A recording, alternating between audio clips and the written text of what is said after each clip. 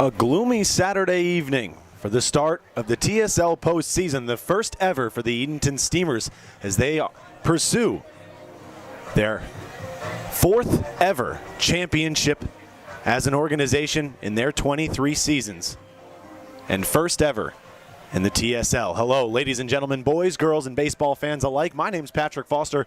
Welcome to Historic Hicks Field in Edenton, North Carolina, for yet another edition of Edenton Steamers baseball, only on the Edenton Steamers YouTube network. Tonight, the first ever edition of Edenton Steamers TSL postseason baseball, as the Edenton Steamers take on the Tidewater Drillers in the 1 seed versus 4 seed matchup here in the semifinal round of the TSL postseason. Earlier today, the Greenbrier Knights took down the Old Dominion hitters 13-0 in 6 innings of play.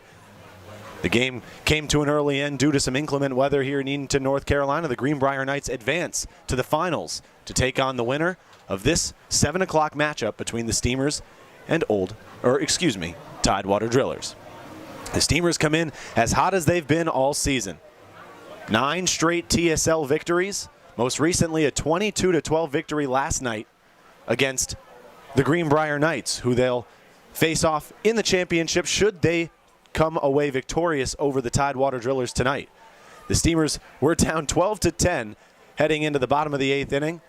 They scored 12 runs. Once again, 12 runs in the bottom of the 8th inning to come away with the victory, 22-12. As for the Tidewater Drillers, a bit of a different story.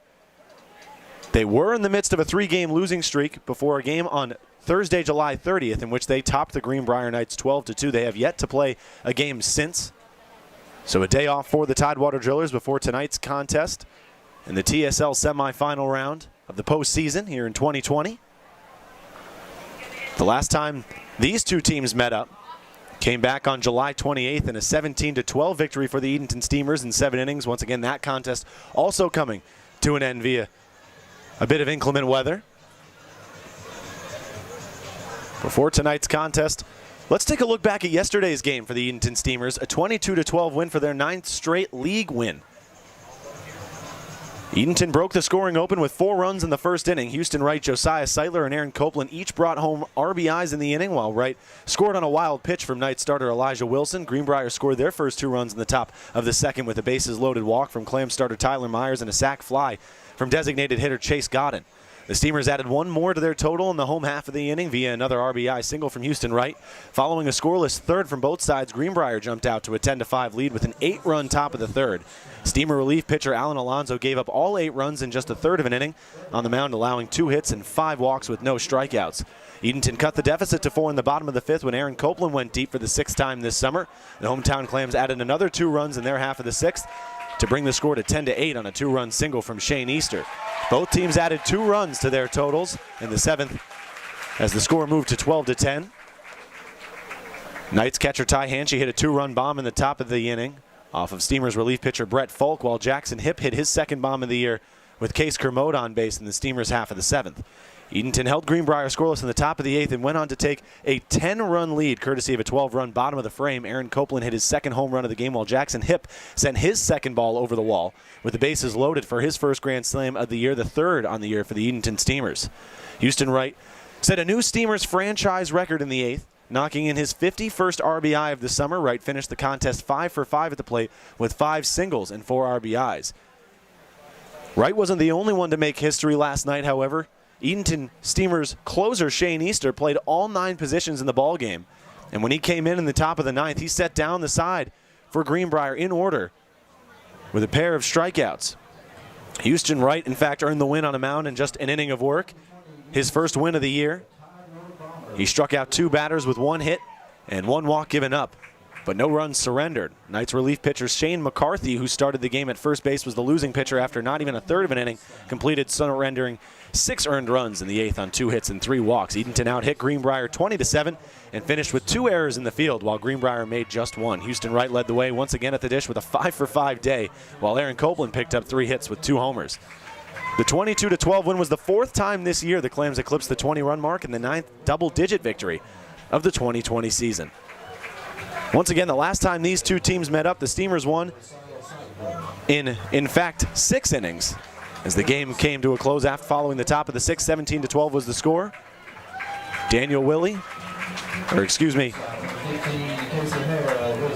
The winning pitcher for the Edenton Steamers, in fact,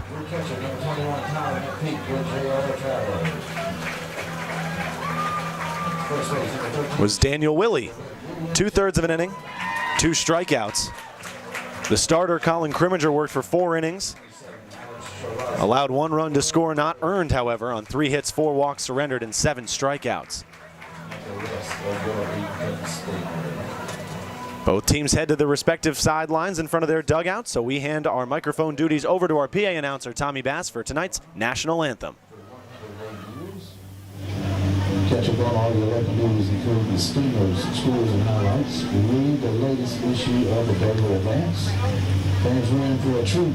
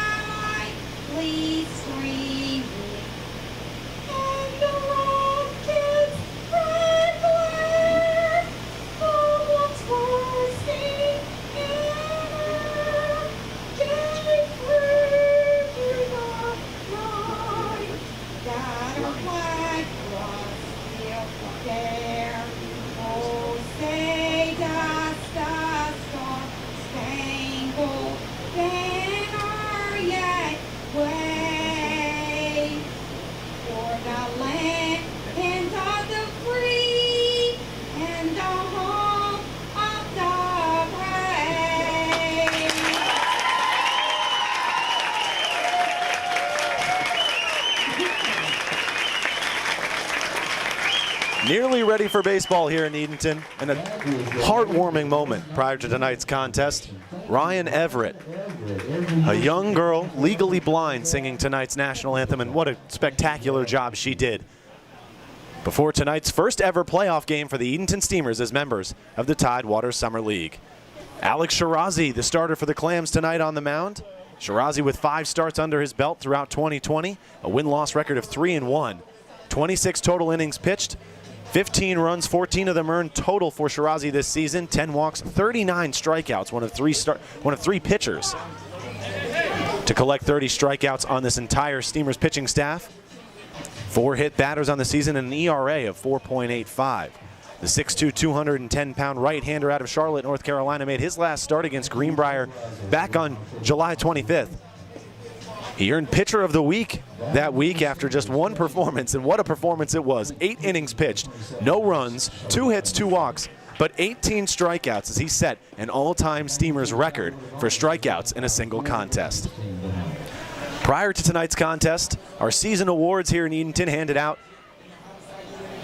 to certain players on the Steamers roster. The Katie Ebersol Heart and Soul Award going to the player that represents the hard work and dedication of the longtime board member, given to Shane Easter out of Eastern Michigan. The Libby Goldman Gold Glove Award going to the most outstanding defensive player was awarded to Aaron Copeland. The Wallace Evans Pitcher of the Year Award was awarded to Jake Rice, while the Gail Gisecki Gold Award, given to the most outstanding player, was awarded to Houston Wright. The starting lineups for both sides tonight. For the visiting Drillers, as they're due up first here in the top of the first inning, Cameron Reckling, the starting center fielder, leads off. South Trimble, the left fielder out of George Mason University, in the 2-hole, while Mason Dunaway, the shortstop at JMU, bats third. Johnny Wall at third base, batting fourth out of Roanoke College. Jacob Mustaine, the first baseman out of VMI, batting fifth. Cade Brewer, the catcher, in the 6-hole. Hogan Brown right behind him in the 7th spot. Starting in right field tonight, Miles Webb, the designated hitter out of Randolph-Macon College, batting 8th. And Nick Britt batting ninth, starting at second base. Cameron Reckling First batter up for the Tidewater Drillers tonight. Takes the first pitch from Shirazi for ball one, high above the zone.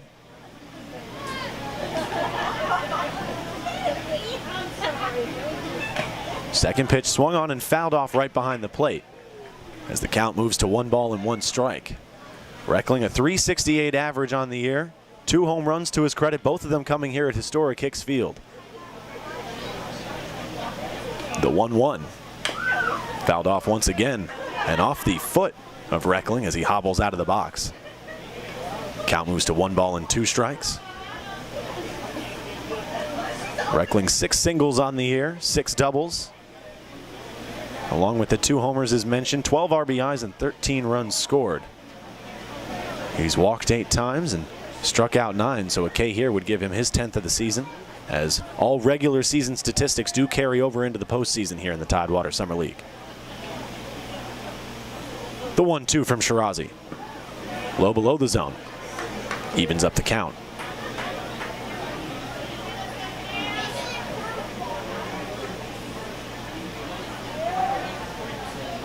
Shirazi looking for the first out of the night, the 2-2. Cut on and popped up in the air over the Drillers' dugout down the first base line.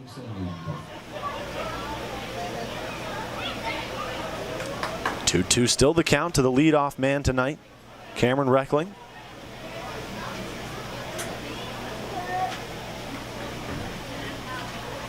The 2-2 once again from Shirazi. Runs inside. Reckling have to kick back that foot towards the back of the box to avoid being struck by the pitch.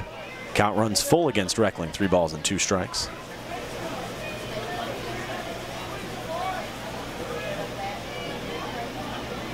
The 3-2 from Shirazi. Low for ball 4. So the Drillers work a walk. In their first appearance at the dish tonight, Cameron Reckling takes first base, his 9th walk of the season. And that brings up South Trimble, who for quite some time held the top spot in batting average in the TSL, but now that spot being held by Houston Wright as he leads in every offensive statistical category. Trimble comes in with a .421 average in 57 official at-bats. First pitch from Shirazi, low below the zone, bit inside, ball 1.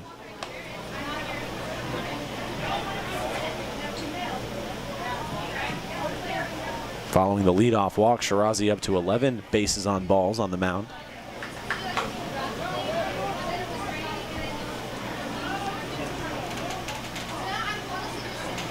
The 1-0 to Trimble. Cut on and missed.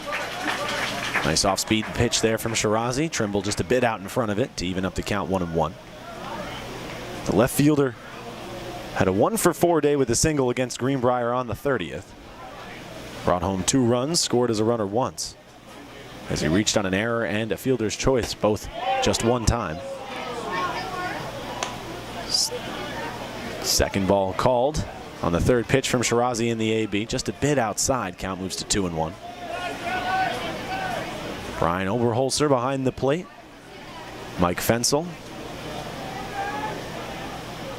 in the field. The 2-1 from Shirazi, fouled off.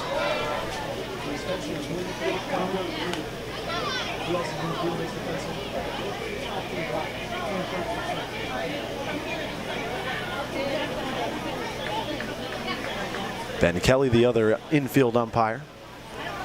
2 balls, 2 strikes the count to South Trimble with a man on first. No outs in the inning for the Drillers offense. The 2-2. Swung on, grounded a hair at short, a bit of an awkward hop, flips it over to second for 1. The throw over to first from Kaufman is not in time. Trimble reaches on a fielder's choice. His 4th of the year. We'll take you around the defense now for the Edenton Steamers. Alex Shirazi out of Lenore-Ryan University starting on the mound. Tyler McPeak, the product out of Campbell University, behind the plate. Shane Easter and Jared Kaufman at first and second, both out of Eastern Michigan. Casey Hare, the shortstop, headed to Milligan University at shortstop. Aaron Copeland, the recipient of the Libby Goodman Gold Glove Award, starting at third.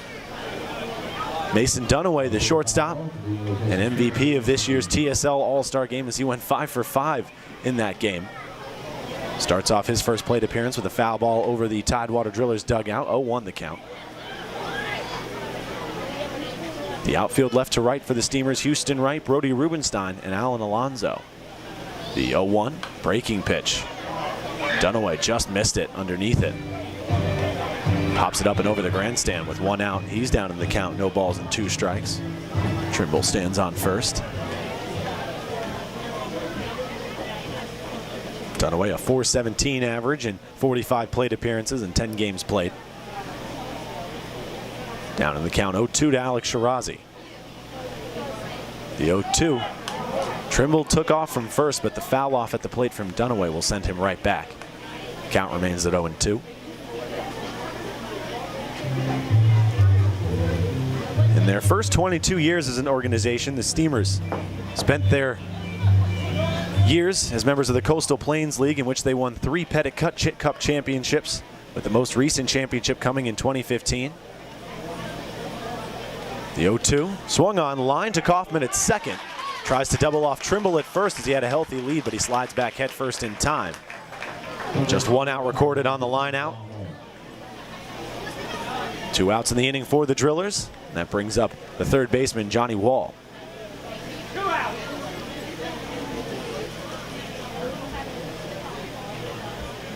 Johnny Wall, 56 plate appearances this season in regular season play in 15 games.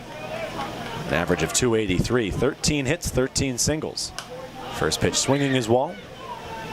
Fouls it up and back over the grandstand. 0-1 the count to start. Your friend in the car business.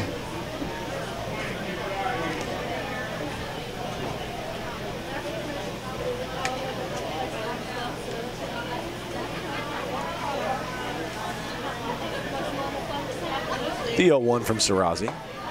Catches the low inside corner as the count moves to 0-2.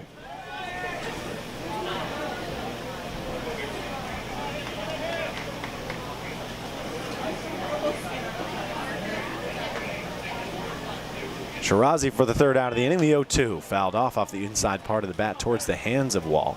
Hey guys, last night, this is the last night you purchased your... Trimble was running in a hit and run scenario, but goes back to first once again.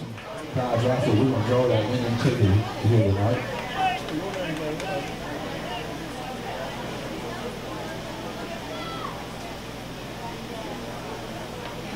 No balls, 2 strikes. Shirazi looking for the third out of the inning. Pitch popped up down the first baseline. That one drifts foul, so we'll do the 0-2 once again. No strikeouts yet for Shirazi following his 18K appearance back on the 25th of July. Hard to believe we're already in the month of August, this summer just flying by. The 0-2, Trimble on his way down to second, but another foul off from Johnny Wall. As the count still at no balls and 2 strikes.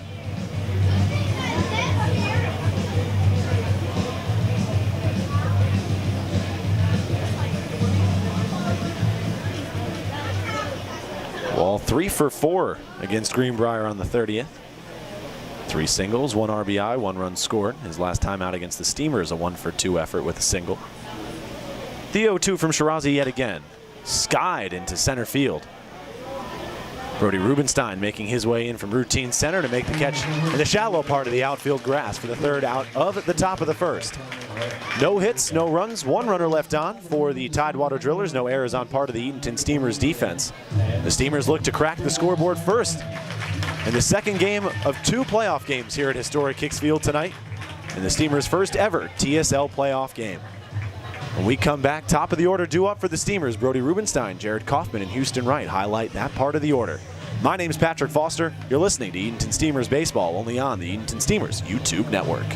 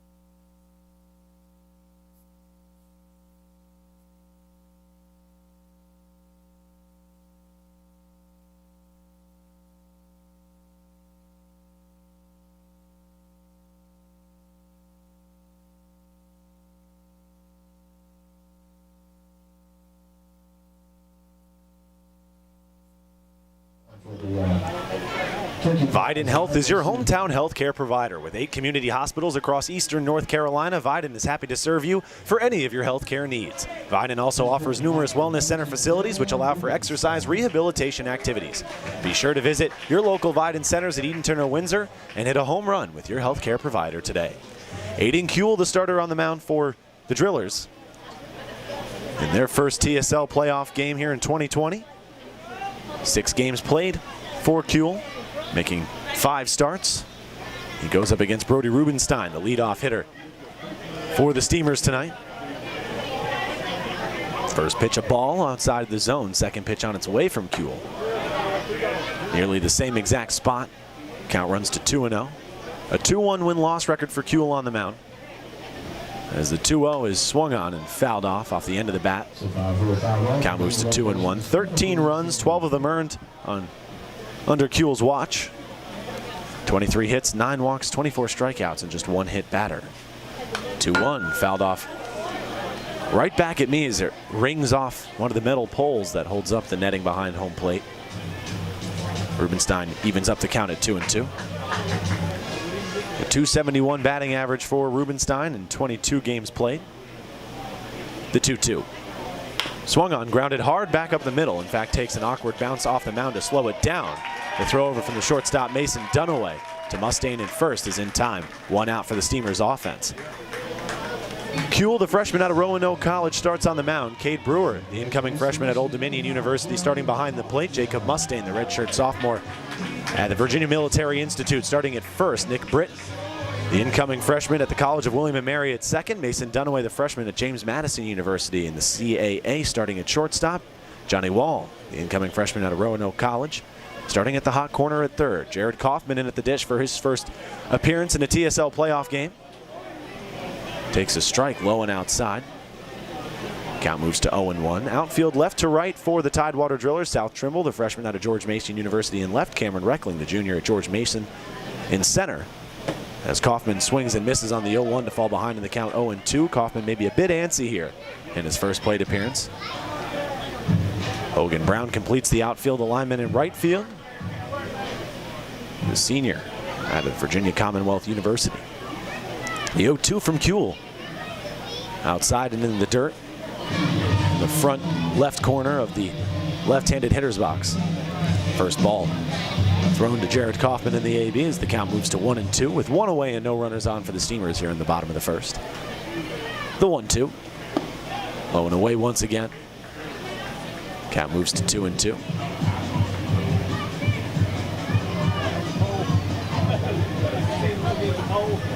A reminder, the winner of tonight's contest takes on the Greenbrier Knights in tomorrow's championship game, as Kaufman takes the 2-2 high and outside.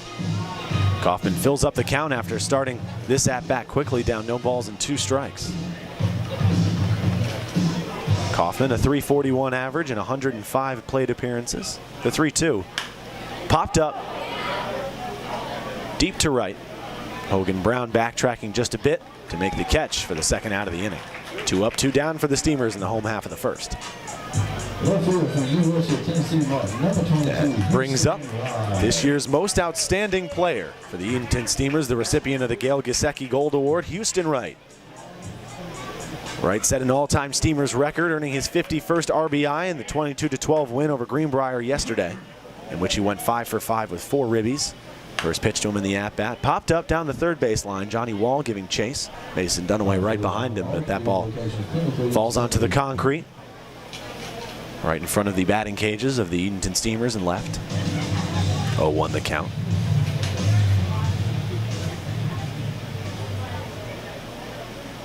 Wright leads the TSL in every statistical category. A .473 average at the plate, 14 homers, 51 RBIs, and 43 runs scored. The 0-1 from Kuehl. Swung on. Grounded towards second. Nick Britt with a little trouble on the ground ball. Can't field it cleanly. That'll be an error, the first of the night for either side. Houston Wright reaches on an error, starting his day 0 for 1. But life for the Steamers here in the bottom of the first with their first base runner. And that brings up Alan Alonso. 108 plate appearances in 25 games for Alonso. 83 official at-bats, 33 hits, 18 singles, 5 doubles, and 10 homers as he ranks second in the TSL in the category. Takes the first pitch high and in for ball 1. Also ranks second in RBIs. And top 5 in batting average with 398, 34 RBIs for Alan Alonso this season. The 1-0. Big swing and a miss on a changeup high and away. Evens up the count at 1-1. 0-0 still our score here at Historic Hicks Field in the semifinal matchup, second of today.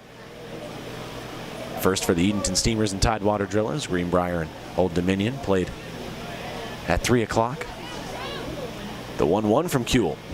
Swung on, grounded hard back up the middle. The shortstop Dunaway can't field it as it tips off his glove. He goes down in center, holding on to that hamstring of the right leg. Actually looks like he's holding on to that knee. That is not a great sign for this Tidewater Driller squad. Dunaway, an offensive player, batting over 400. The Drillers surround him in shallow center. Courtney Phelps, the athletic trainer here in Edenton, runs to his aid. Alan Alonso drops to a knee over at first base.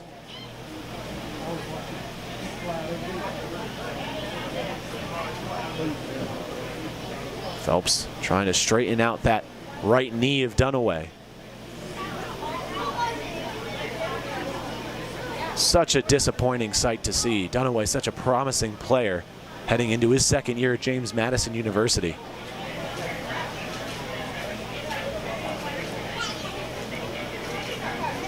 Still lying on the ground in shallow center. Was the TSL All-Star Player of the Game, went 5 for 5 in the contest.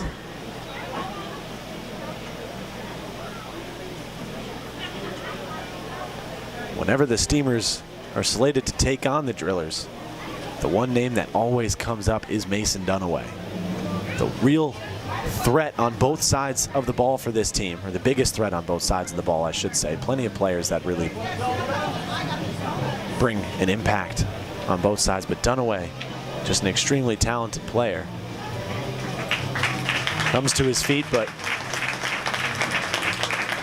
limping out in the outfield grass. If they take him out, he will not be able to re-enter tonight's contest, so doing everything he can to walk off the injury.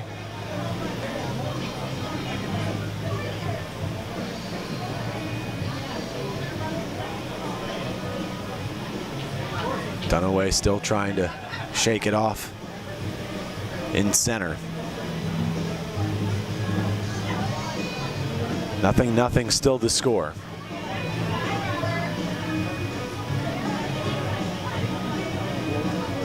Steamers with 2 outs here in the bottom of the first. Dunaway a little jog out in center field. Shuffling to his left and to his right. And he's signaling that he's all right and he'll return to play.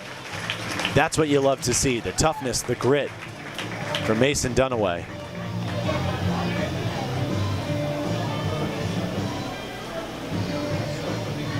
They're going to move him to second base as Nick Britt gets moved to shortstop.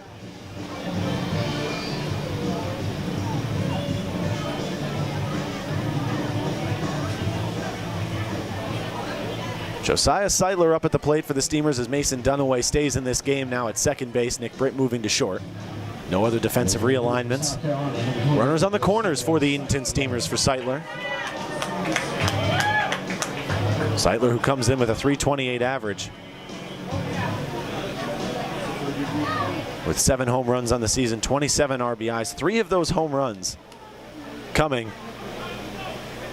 back on July 28th, his last appearance as a designated hitter, as he appeared last night against the Greenbrier Knights as a position player. Started at first, went to right, then came out in the earlier innings as he takes the first pitch from Kuehl for ball 1.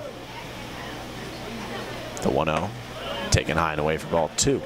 Alonso on first, right on third. Alonso picked up the first hit of tonight's contest for either side with the ground ball into center field that tipped off the glove of Mason Dunaway. The 2-0. Taken low and in for a questionable strike one. That one looked like it was down near the knees of Seidler. Count still in his favor, 2 balls and 1 strike with 2 away and runners on the corners. Kuehl the 2-1, taken high and away for ball 3. 12 walks on the season for Seidler, 22 strikeouts. But he's even in hits to strikeout ratio, 22 each. The 3-1 to Seidler. Foul tip back into the glove of Cade Brewer. Count moves to 3-2.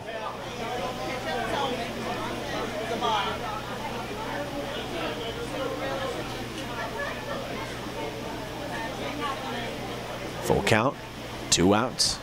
Runners on first and third for the Steamers. Kuehl looking to get out of this inning unscathed. The 3-2. Alonso on the move down to first. Josiah Seidler fouls one straight back into the net. That one would have taken my head clean off if it weren't for that netting. Or I would have made an impressive catch. You never know. 3-2 still the count to Seidler.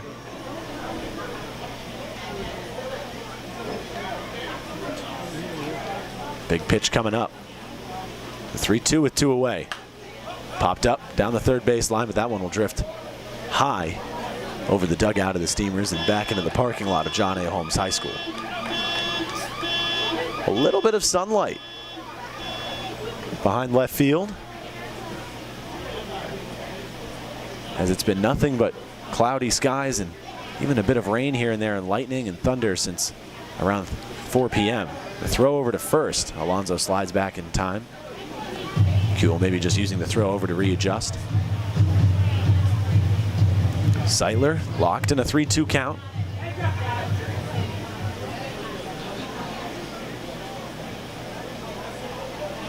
Eighth pitch of the at-bat coming up from Kuehl.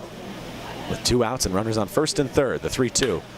Hit hard down the first base line. Brian Kelly, the umpire, having to duck out of the way of that rocket. But that one lands foul and rolls up into the tarp in front of the visitors' bullpen. Count remains at 3-2. Ninth pitch of the at-bat coming up. Steamers looking to add the first run of tonight's contest to the scoreboard. 0-0 still our score here in the home half. The first, the 3-2. Swung on a missed.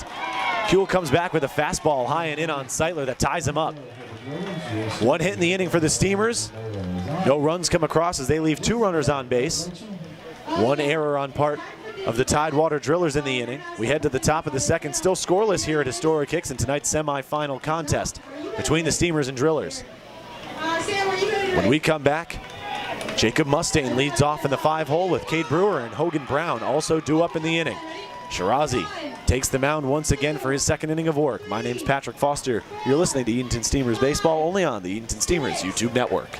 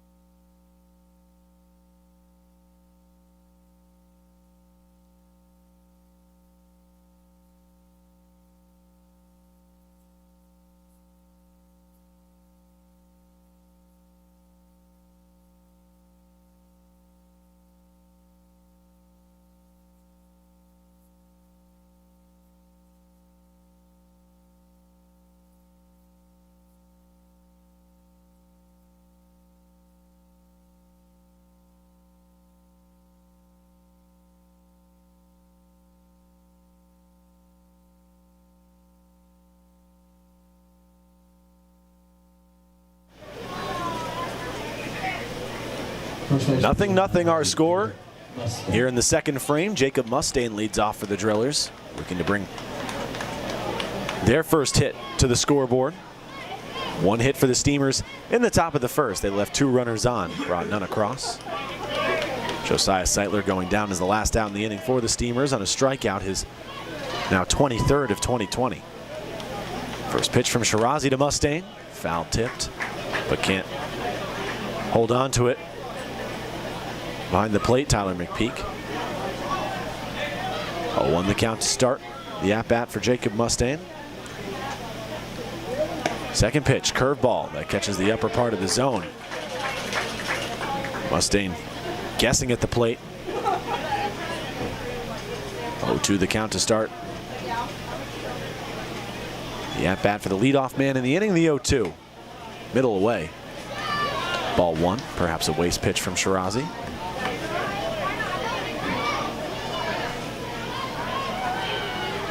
Wind blowing gently, right to left. The 1-2. Curveball in the zone, called strike three. Jacob Mustaine with some words for Brian Oberholzer behind home plate. He heads back to the dugout. Oberholzer making no decision, just telling him to keep his mouth shut. Mustaine still jawing a bit in the dugout.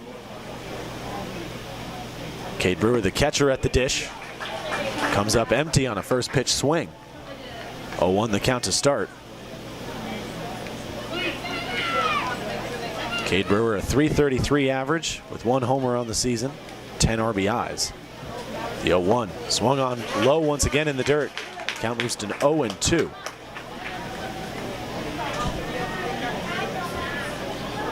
The home run for Brewer coming back on July 2nd against the Edenton Steamers in a 1-for-4 effort. Went 1-for-2 in his last appearance against Edenton as he goes down on strikes. Drop third for McPeak behind the plate. He reacts quickly and makes the throw down to Easter at first for the second out of the top of the second. 2 gone quickly for Tidewater in their half of the second frame. That brings up Hogan Brown.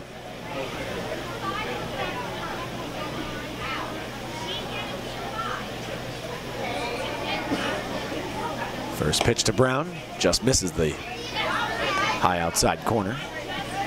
Shirazi starts off the at-bat to Brown 1-0. Brown a .308 average.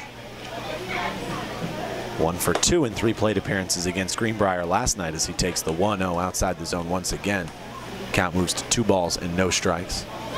Just 2 walks on the season for Hogan Brown and 9 games played. 32 plate appearances, the 2-0 on its way from Shirazi. High and away once again. After setting down the first 2 batters for Tidewater in the inning on strikes. He's behind in the count, 3 balls and no strikes to Hogan Brown. Up third here in the top of the second. The 3-0 with 2 away and no runners on. High and away for ball 4.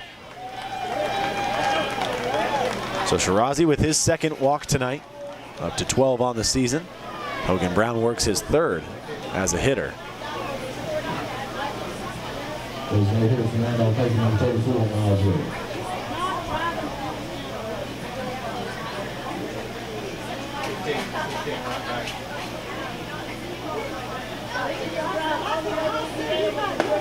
Now up at the plate, Miles Webb, the designated hitter in the 8-hole. Falls behind in the count, no balls and 1 strike on a swing and miss on a fastball from Shirazi to start off the at-bat. Shirazi kicks and deals the 0-1. Brown with a lead off of first, and he catches the lower third of the zone. No balls and 2 strikes to Miles Webb out of Randolph-Macon College. Webb with a .270 batting average, the 0-2. Brown on his way to second. Routine ground ball to Hare at short. Makes the throw over to first in time to retire the side. No runs, no hits, no runners left on for the Drillers in the inning. No errors on part of the Edenton Steamers defense. When we come back, Aaron Copeland leads off in the 6th hole with Casey Hare and Tyler McPeak also due up in the inning. The Steamers looking to bring the first run of tonight across as we're still knotted up at 0-0 here in Edenton, North Carolina. My name's Patrick Foster. You're listening to Edenton Steamers Baseball only on the Edenton Steamers YouTube network.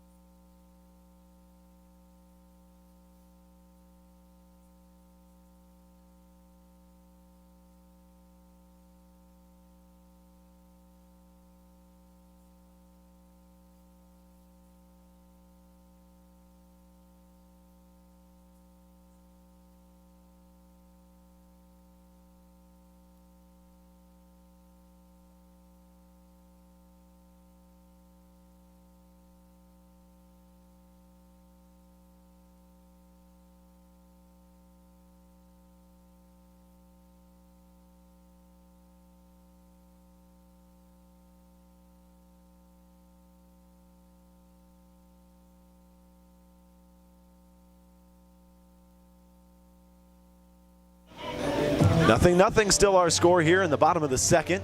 Aaron Copeland leads off for the Steamers. 2 home runs for Copeland yesterday in the 22-12 victory over the Greenbrier Knights.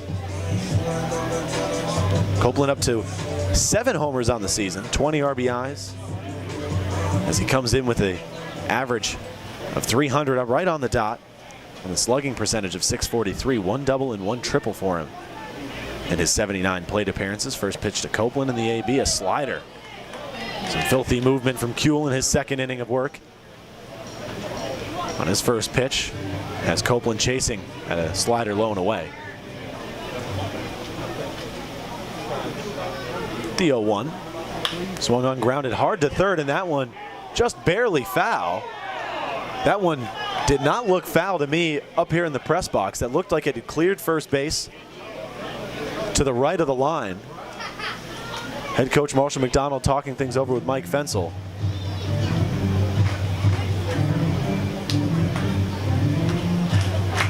Copeland back in the box now, down in the count, no balls and 2 strikes instead of standing on first with a single, which is arguably what he should be doing on as the current moment. No outs. The 0-2 to the leadoff man in the inning. Swung on and missed strike 3. Copeland down on strikes for now 20 times even in 2020.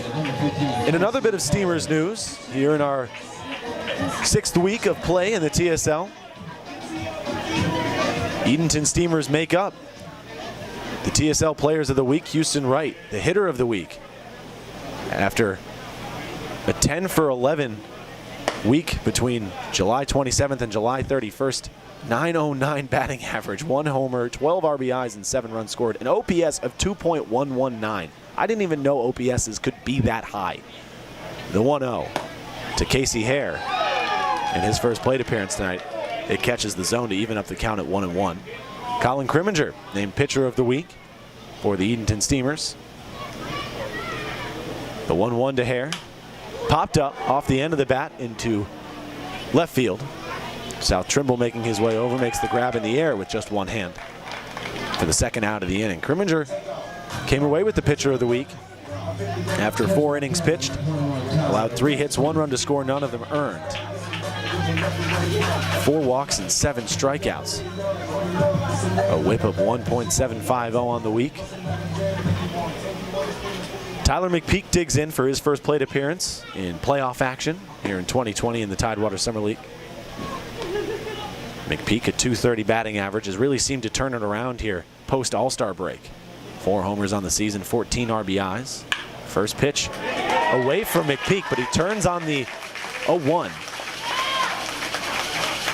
and grounds it into left field for the second hit of the night for either team. The Steamers with both.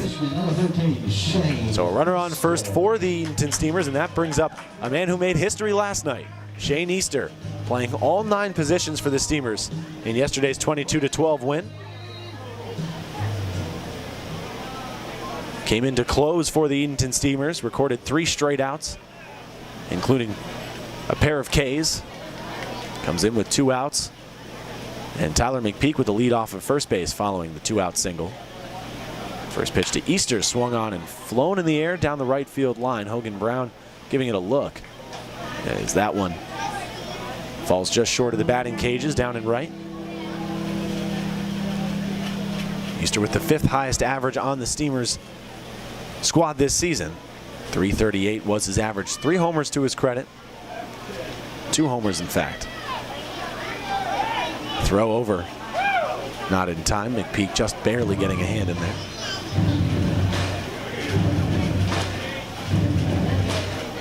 $17 RBIs for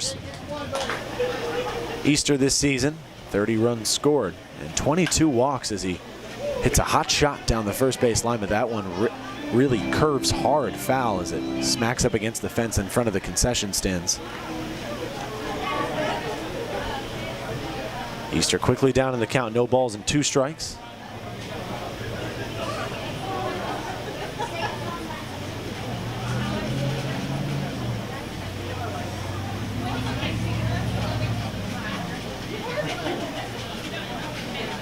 Once again, no balls, 2 strikes to the 9-hole hitter Shane Easter. 2 outs in the inning. McPeak still standing on first following the 2-out single to left. The 0-2 from Kuehl. High and away. Ball 1. While Easter leads the Steamers in walks, with one more than Adam Fine, who sits in second in the category on the team with 21. He ranks third in the TSL in quality at-bats with 56. But he goes down looking in his first at-bat tonight. Nice breaking pitch from Aiden Kuehl to set Easter down and retire the side. 1 hit for the Steamers in the inning, 1 run left on. No runs come across, still knotted up at 0-0 heading into the 3rd frame. When we come back, the Drillers look to crack the scoreboard first with Nick Britt leading off in the 9-hole, then back to the top of the order with Cameron Reckling and South Trimble due up in the top of the 3rd. My name's Patrick Foster. You're listening to Edenton Steamers Baseball only on the Edenton Steamers YouTube network.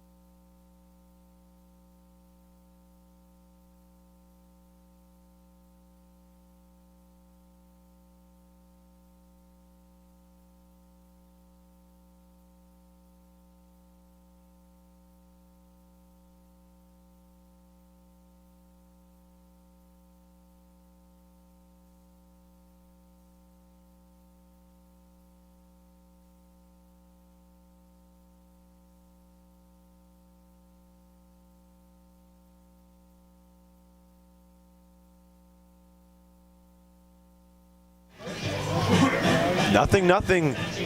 Still the score here in the top of the 3rd. Nick Britt, the second baseman, leads off, making his first plate appearance in TSL playoff action. Fans, a reminder, fireworks will be set off here at Historic Hicks Field, even despite the rain we've seen today. At the conclusion of tonight's contest, Shirazi back on the mound, first pitch to Britt, taken high and tight. 1-0 the count to start the leadoff man in the inning.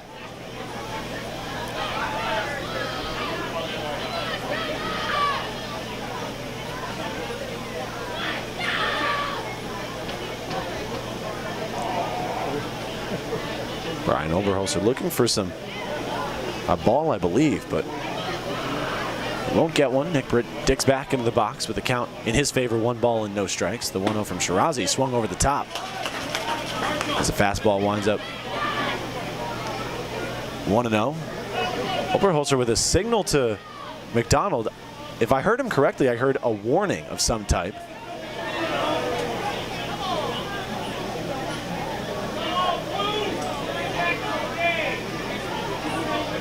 McDonald starting to get a bit animated.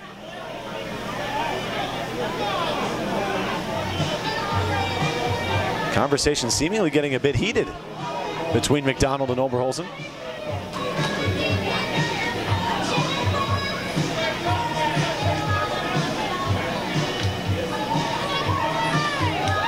An extended conversation here between McDonald and Oberholzer.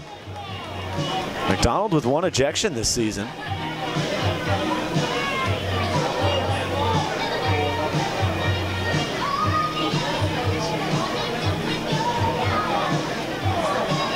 Brian Kelly coming in from all the way down the first base line. The conversation comes to an end. No ejections, nothing of that nature. Nick Britt digs back into the box with an even count, 1-1.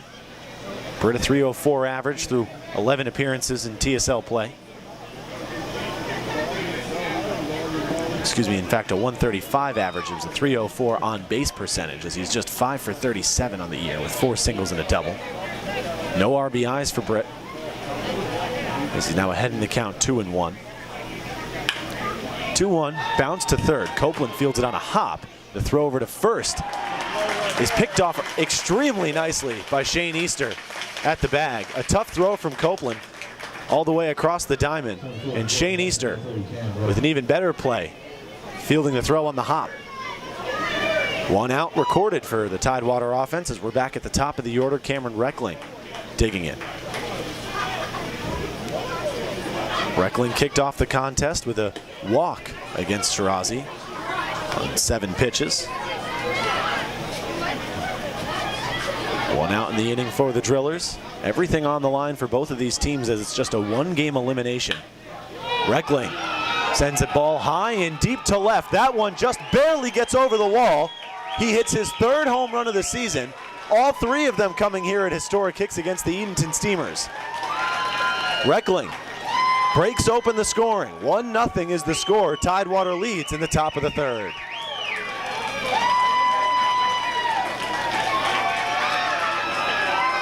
Reckling mobbed at the dugout.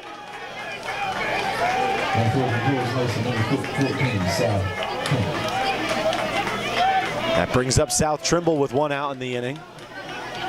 Houston Wright not even having to move much out in left as that ball didn't seem to clear the wall by much, but Wright seeing it had enough speed behind it. South Trimble down in the count 0-1 as the umpire behind the plate signals that he went around on a check swing. 1-0 now the score following the solo home run from Cameron Reckling, just the first hit of the night for Tidewater.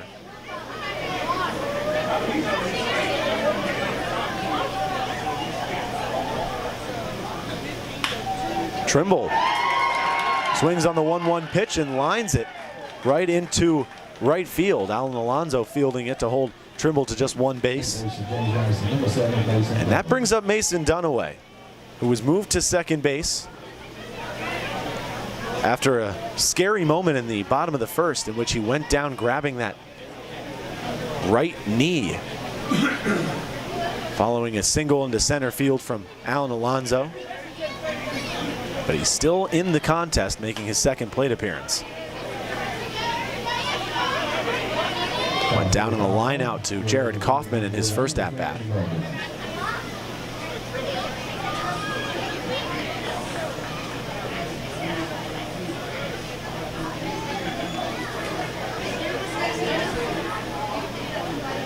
The 0-1 taken away and in the dirt. Count evens up at 1-1. The home run from Reckling, just the 3rd given up from Shirazi this season. He led up 2 against the Tidewater Drillers back on July 2nd.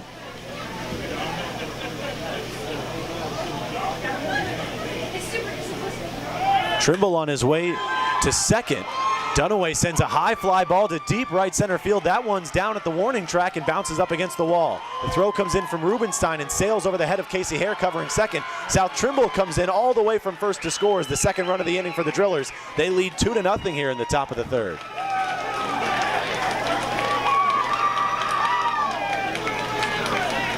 So we're already 2 earned runs against Alex Shirazi through 2 1/3 innings of work on the mound. Dunaway stands on second. And that was a big at-bat for Dunaway and for the confidence of the Drillers.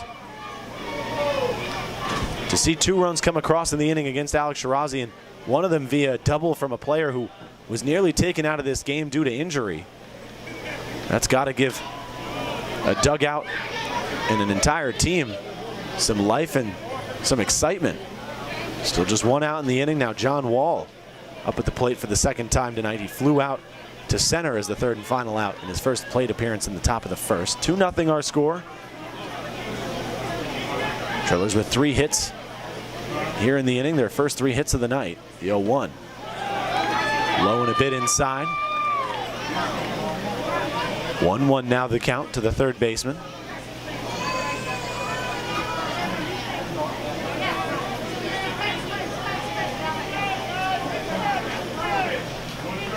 One out in the inning. Dunaway with a lead off of second. Shirazi checks on him. The 1-1. Swung on a miss by Wall. Not the healthiest hack You'll see as John Wall falls behind in the count, 1 ball and 2 strikes with 1 away.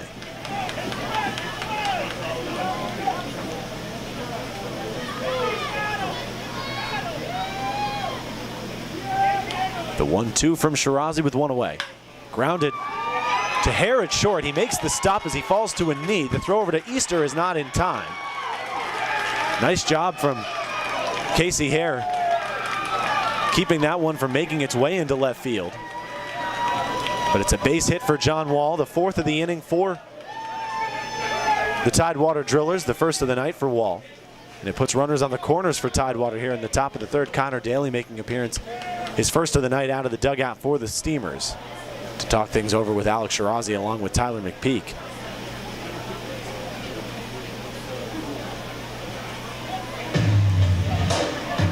Tidewater had yesterday off after their 12-2 victory over the Greenbrier Knights on the 30th. Prior to that win, however, the Drillers had lost 3 straight, including a loss to the Steamers, 17-12.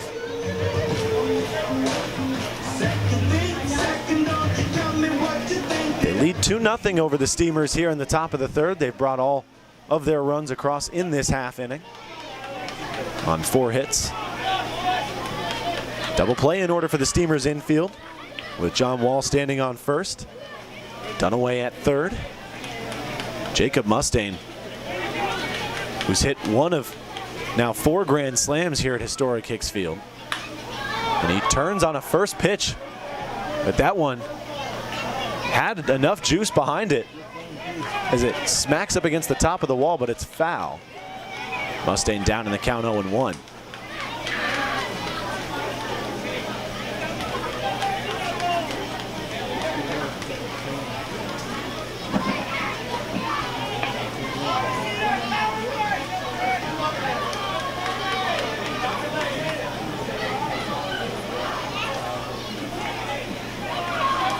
One out, no balls, 1 strike the count to the first baseman Mustaine. Second pitch fouled off. That one ran a bit inside on the hands and came off the inside part of the bat. Mustaine a bit behind it as well as it flies the opposite way over the Steamers dugout.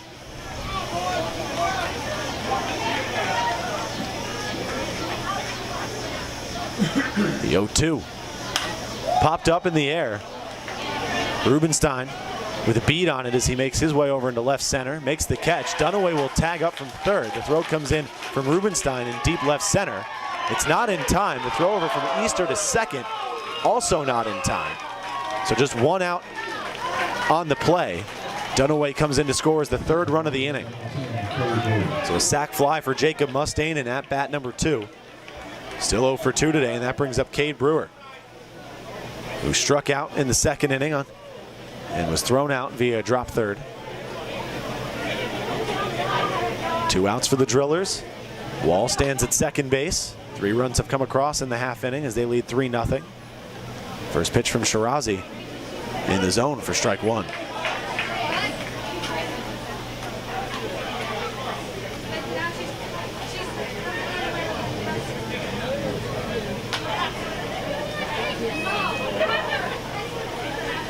.333 average for Brewer coming into tonight. 11 hits and 33 official at-bats. The 0-1. Swung on, grounded down the third base line, but foul as it takes a couple of high hops. Count moves to no balls and 2 strikes. Shirazi just looking to get out of the inning and limit the damage. Tidewater has brought 3 runs across here in the top of the 3rd on 4 hits. They lead in the category 4-2 over the Steamers.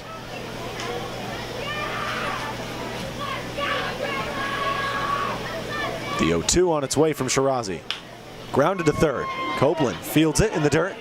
Long throw over to first, a bit high, but Shane Easter not having to move too much to make the catch for the 3rd out of the inning. 3 runs for the Tidewater Drillers in the top of the 3rd as they hold a 3-0 lead heading into the home half of the inning. 4 hits, 1 runner left on for Tidewater. No errors on part of the Steamers defense in the inning. When we come back, the Edenton Steamers look to crack the scoreboard for the first time tonight as we're back at the top of the order for our second trip through the lineup. Brody Rubenstein, Jared Kaufman, and Houston Wright 2 up in the home half of the third. My name's Patrick Foster. You're listening to Edenton Steamers Baseball, only on the Edenton Steamers YouTube network. Okay.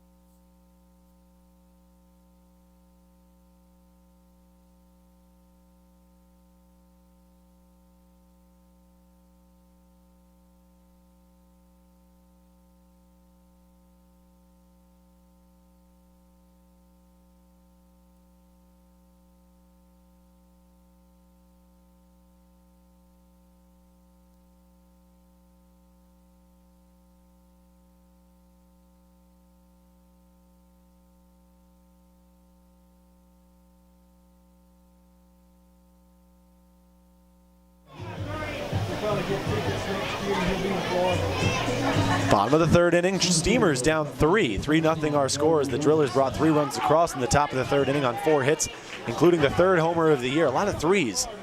3rd homer of the year for Cameron Reckling, his 3rd of the year here at Historic Hicks Field. And his 3rd in the last 3 games for Tidewater against the Edenton Steamers. Rubenstein 0 for 1, grounded out to short in his first plate appearance. Kuehl back on the mound for his 3rd inning of action. Catches the high and outside corner against Rubenstein as he starts the at-bat 0-1 against the center fielder. Second pitch, a slider low below the zone as the count moves to 1-1.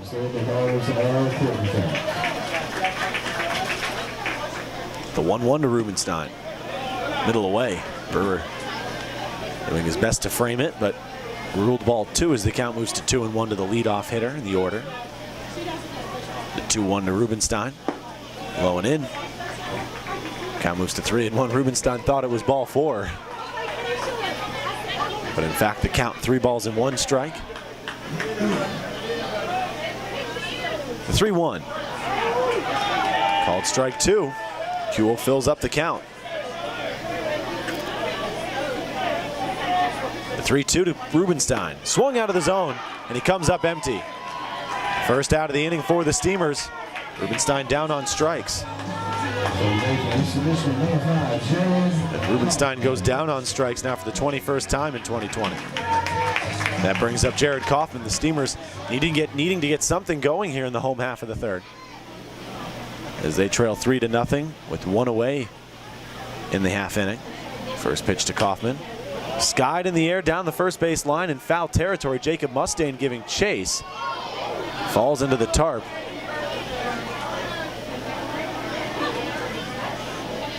Slow to get up is Mustaine.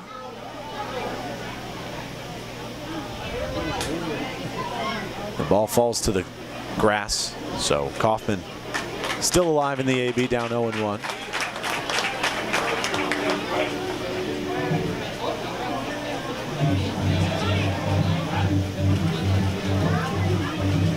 Courtney Phelps making sure Mustaine's all right. He seems to be a bit shaken up after the play.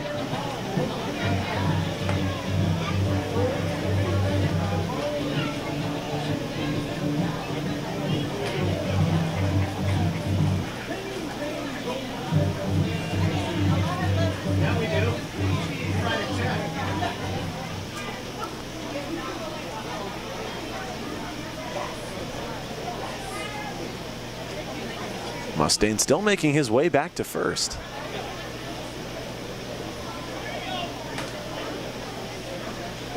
Maybe an open wound on that right elbow of Mustaine as he heads back to the dugout with a break in the action. Keeps pointing to that elbow. Teammates pouring water on it.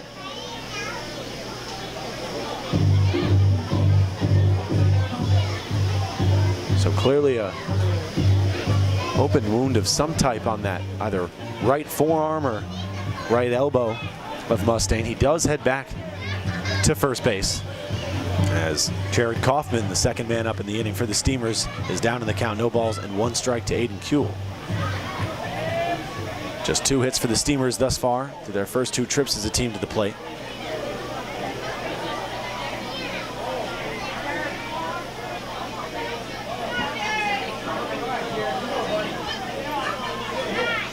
The 0-1 to Kaufman, taken high and a bit inside, as Kuehl evens the count back up 1-1. 1 for 1 was Kaufman yesterday in 3 plate appearances against Greenbrier. The 1-1 now, taken in the zone for a called strike 2.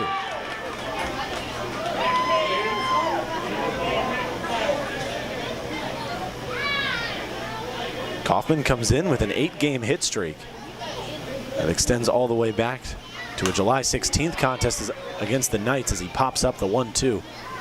That one high and out of play behind the grandstand. So Kuehl with the 1-2 upcoming once again.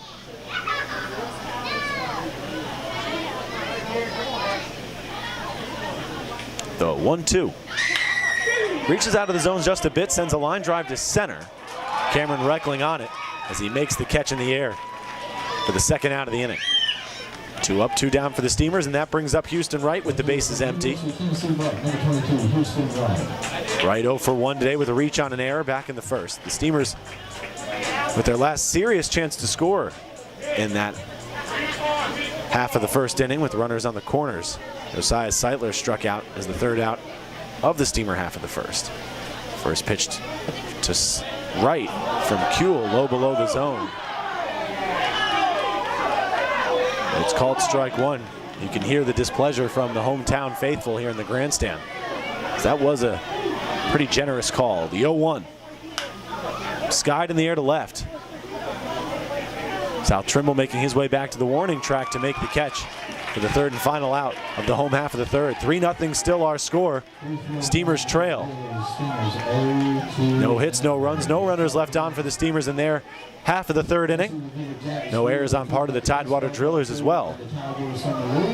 The Drillers look to add to their 3-run lead as we head to the 4th frame in tonight's contest. When we come back, Hogan Brown leads off 7, 8, and 9 due up.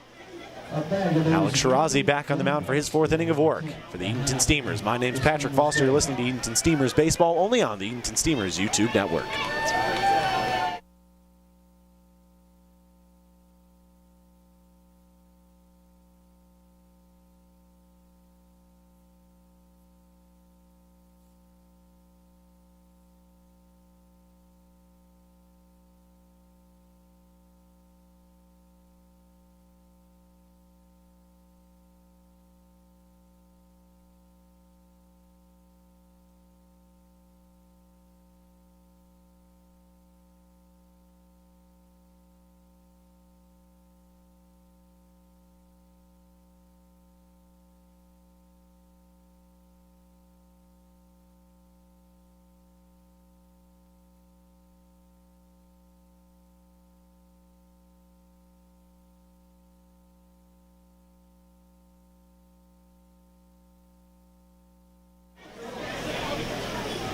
Hogan Brown leads off for the Drillers in their half of the 4th inning. They hold a 3-0 lead following a 3-run top of the 3rd. Alex Shirazi back on the mound after what was probably one of his lesser innings of work, giving up 3 runs on 4 hits in the top of the 3rd to the Drillers. Brown drew a walk in 4 pitches in his first plate appearance, but was left stranded on first in the bottom of the or top of the 2nd.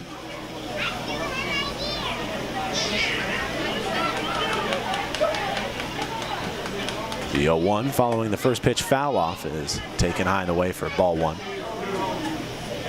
The gray skies slowly starting to be filled in by shades of pink and blue over left field.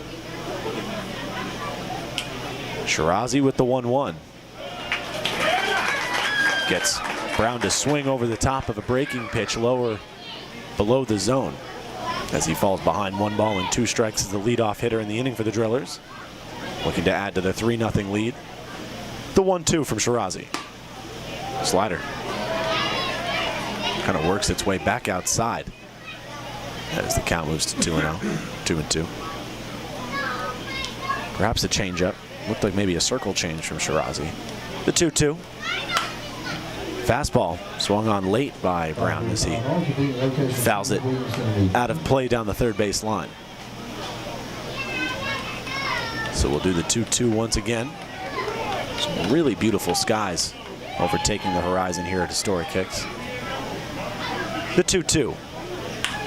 Breaking pitch. Brown reaches up and out of the zone. Grounds it to Harris short. He makes the throw to first in time for the first out of the inning. One gone for the Drillers here in the top of the fourth. That brings us to Miles Webb, who grounded out to short as the last out of the top of the second.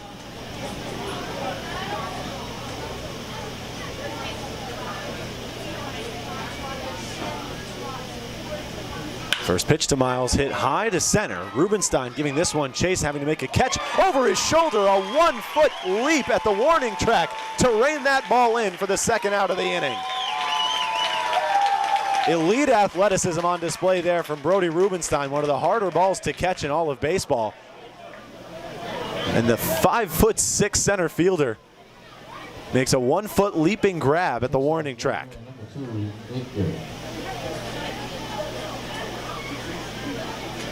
So now Nick Britt digs in. Went down as the first out of the 3-run top of the third for the Tidewater Drillers. Turns his back to a first pitch breaking pitch from Alex Shirazi.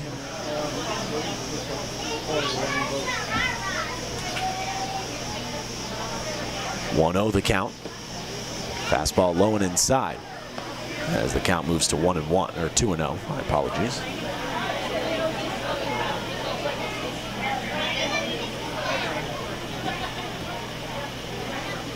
The 2-0. Hit high in the air down the first base line, but that one quickly making its way onto East Freemason Street behind the first base line bleachers.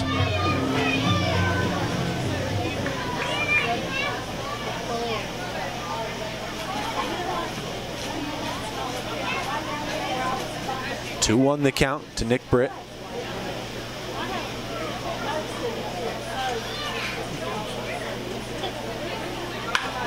Britt with a hard ground ball to Copeland at third. Takes an awkward hop off the chest. They'll rule that a base hit. A hard ball to field for Copeland at third. A very awkward hop that hit off that left pec towards the shoulder. A 2-out base knock for Nick Britt, as he's now 1 for 2 today, and that brings us back to the top of the order. Cameron Reckling, who's 1 for 1 with a solo home run, takes the first pitch from Shirazi just above the zone for strike for ball 1. Brick hit that home. Reckling hit the home run on just 2 pitches. His third of the year, third here at Historic Hicks, and third in 3 games against the Edenton Steamers. As he takes strike 1. And all those 3s of his statistics, would you believe that Cameron Reckling is number 3? The 1-1. Fastball in the dirt from Shirazi. Count moves to 2-1. Nice job from McPeak to keep that one in the glove, keeping Nick Britt in check over at first base. 3-0 still our score here in the top of the 4th with 2 outs for the Tidewater offense. Reckling ahead in the count, 2 balls and 1 strike. The pitch from Shirazi is taken for a called strike 2.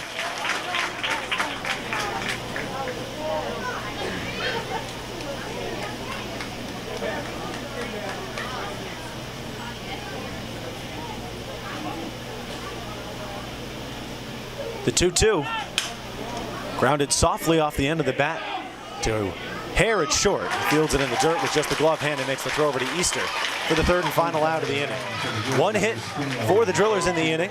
One runner left on, no runs come across. They still hold a 3-0 lead heading into the home half of the fourth. Steamers still looking to bring their first run across. As we head to their half of the fourth inning, Alan Alonso leads off with Josiah Seitler and Aaron Copeland also due up in the inning. My name's Patrick Foster. You're listening to Edenton Steamers Baseball only on the Edenton Steamers YouTube network.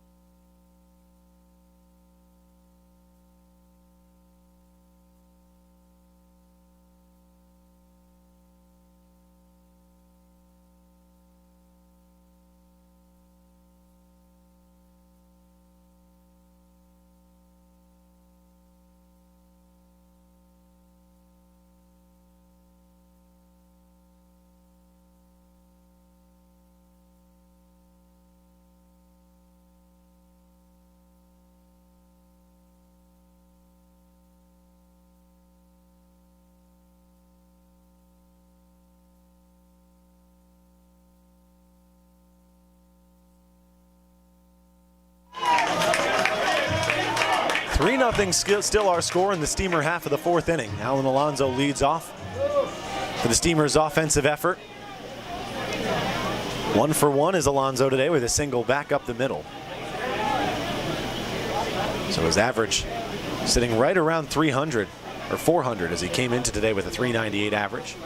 First pitch from Kuehl in his fourth inning on the mound, low and a bit outside. 1-0 the count to Alan Alonso. Second pitch on its way. That one's hit hard into left field. And it gets over the outstretched glove of South Trimble, who made a leaping attempt.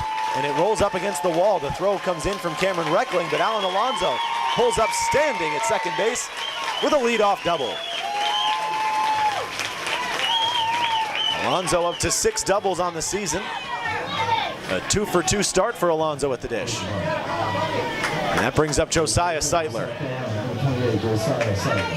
Seitler 0 for 1 today with a strikeout, his 23rd of the year. But Seitler's last appearance as a designated hitter against the Drillers on the 28th, 3 for 3, 4 plate appearances, 3 home runs, including a grand slam, 8 RBIs in the game, crossed their plate his runner 3 times, and also drew a walk. First pitch to Seitler, skied right up in the air. This one drifts down the third base line. Third baseman Johnny Wall coming in on it, and he makes the catch on the run.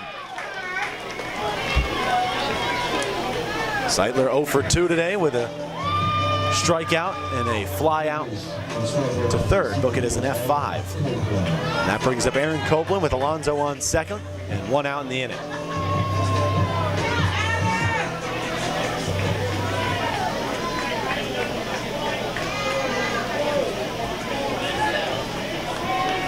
Copeland 0 for 1 today with a 4-pitch strikeout in the bottom of the second. First pitch to him in this at-bat, a curveball. It just misses the dome as he ducks underneath. 1-0 the count.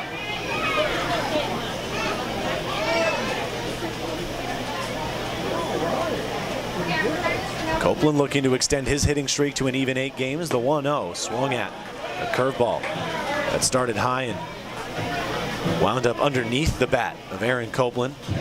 On the outer part of the zone, count moves to 1-1. Copeland 3 for 4 yesterday against the Knights in 6 plate appearances with 2 homers and a single. The 1-1. Reached out of the zone by Copeland. Nice slider there from Aiden Kuehl. Count moves to 1-2 with 1 away. And Alonso still standing on second following the leadoff double.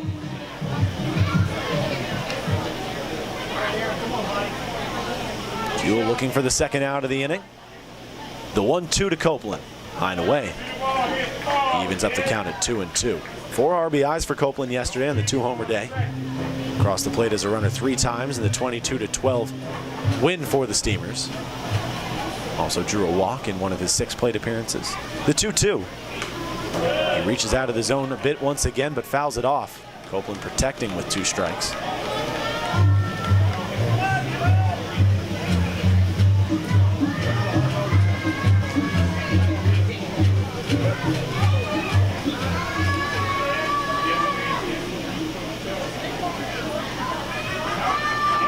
The 2-2 once again.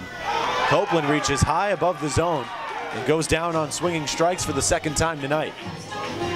0 for 2 for Copeland to start his night. Now Casey Hare up at the plate with 2 outs, and Alonso still standing on second.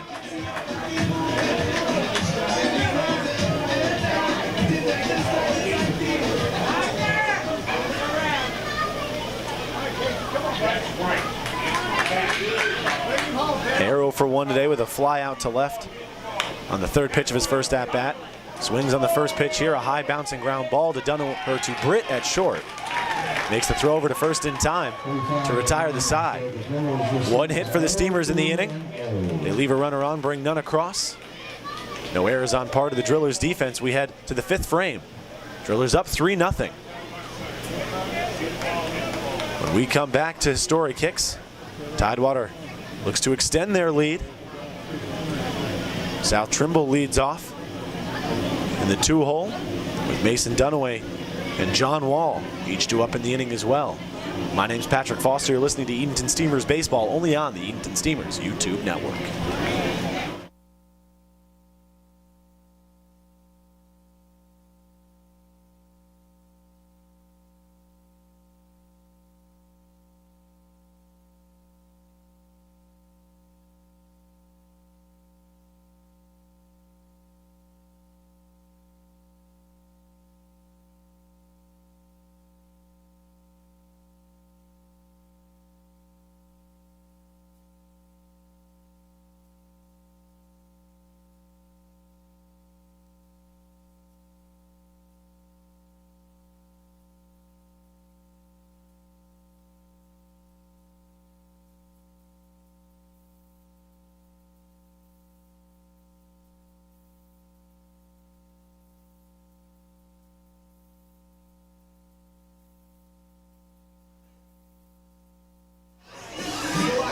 Regulator Marine is a locally owned and operated boat builder who crafts the best center console sport fishing boats in the business. Built in North Carolina and tested against the challenging conditions of the Outer Banks, Regulator boats are seriously tough sport fishers, known for their exceptional fit and finish, as well as a dry, soft, and comfortable ride.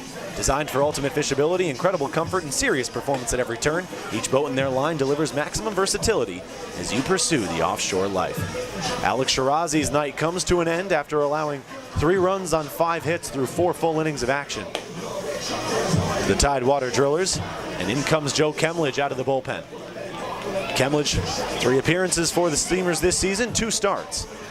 In those 3 games, 11 innings pitched, 6 hits, no runs allowed on 2 walks, and 22 strikeouts, with 11 coming in his last outing, which came against this team, the Drillers, on the 26th. 5 innings of work for Kemledge in the game. Picked up the victory after just allowing 1 hit, with again no runs scored, 2 walks, and again 11 strikeouts. An ERA of 0 for Kemledge coming into his first playoff appearance in the TSL.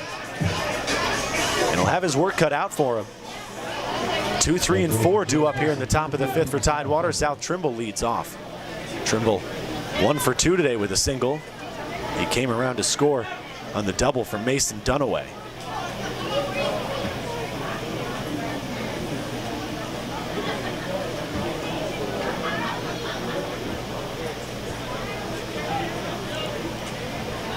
Again, 3-0 the score here in the top of the 5th. Tidewater wanting to add as many insurance runs as possible as we move towards the back half of this contest, now in the 5th inning.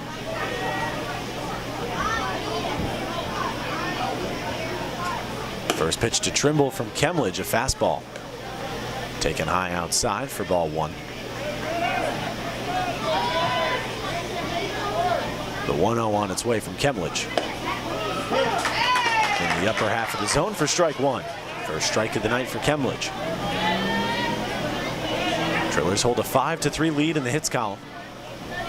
They have 1 error to the Steamers' none. As Trimble fouls off the 1-1.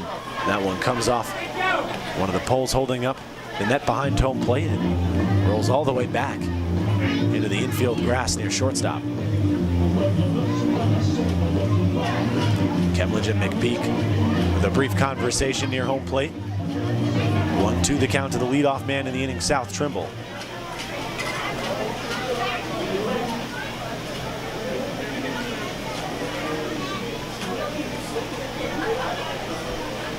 The 1-2 from Kemledge. Trimble reaches out of the zone and just barely fouls that one off the end of the bat towards his own dugout. Trimble looking to extend his line tonight to 2 for 3. The 1-2 high and away for ball 2. Kemledge with just 2 walks on the year, both of them coming against Tidewater back on the 26th. The 2-2 to Trimble. Swung on, grounded back up the middle. Slow roller, Casey Hare scoops it up with the glove, makes the throw over to first. Nice play from Casey Hare. Records the first out of the inning.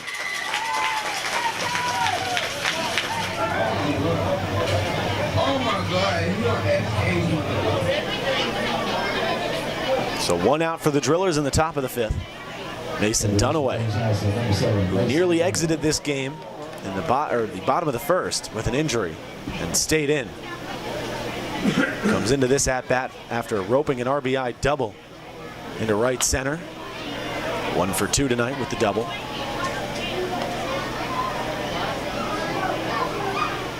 0 for 1 following a first pitch foul off over the Drillers dugout.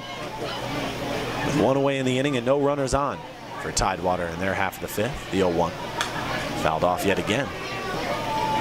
Dunaway not too far off though, as the count moves to 0-2.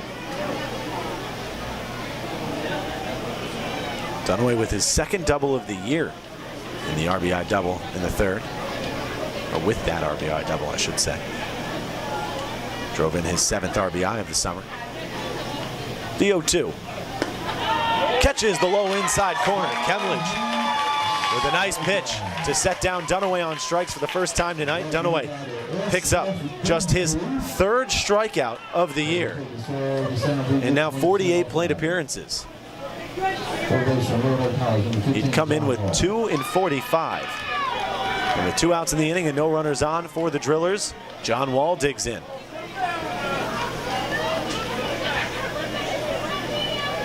Ball 1 for 2 tonight with a single. Was left stranded on second after he takes the first pitch in the AB from Kemledge for ball 1. The second pitch quickly on its way. Swung on and fouled off. Count moves to 1-1. Wall's first at-bat, which resulted in a fly out to center, took 6 pitches, all of them strikes from the starter Alex Shirazi for the Steamers. The 1-1 from Kemledge, high and away for ball 2.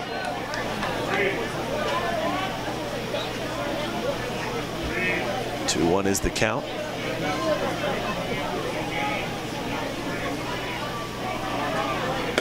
The 2-1 taken a bit high, but mostly outside, as the count moves to 3 balls and 1 strike.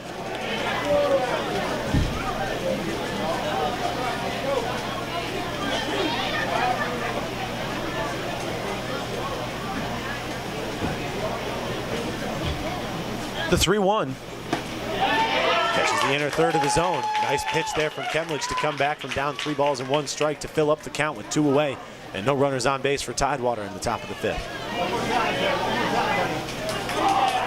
The 3-2. That one's hit to routine center field. Actually, that one's going to come in a bit short, but Rubenstein just making a few steps in to make the catch. 3 up, 3 down for Tidewater in the inning. No runs come across on no hits, no runners left on. The Steamers need to get some runs on the board here in the bottom of the 5th. They still trail 3-0. Tyler McPeak due up in the 8-hole with Shane Easter up on deck. Brody Rubenstein due up 3rd in the inning. As we'll head back to the top of the order for our 3rd trip through with Rubenstein due up 3rd. My name's Patrick Foster. Once again, 3-0 our score heading into the bottom of the 5th inning. You're listening to Edenton Steamers Baseball, only on the Edenton Steamers YouTube network.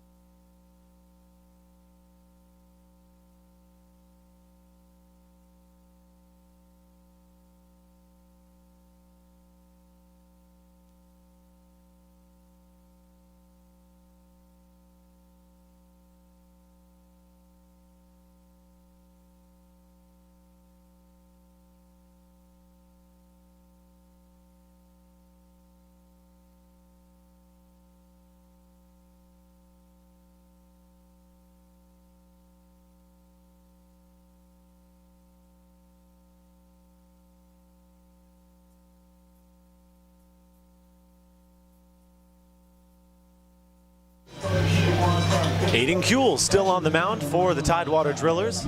Tyler McPeak digs in for his 2nd appearance tonight. 1 for 1 with a single. Was left stranded on first. First pitch to McPeak taken high and away. 1-0 the count.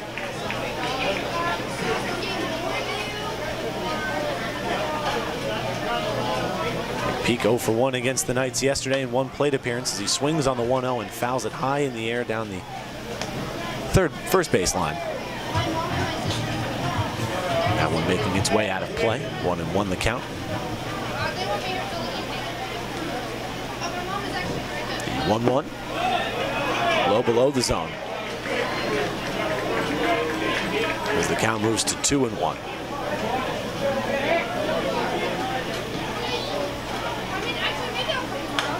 2-1, swung at and fouled off as the count evens up at 2-2. 14 hits for McPeak and 61 official at-bats this season coming into today. 8 singles, 2 doubles, and 4 homers. The 2-2 popped high in the air down the right field line. Jacob Mustaine giving chase, but this one falls onto the netting above the walkway by the concession stand. So the count remains at 2 balls and 2 strikes.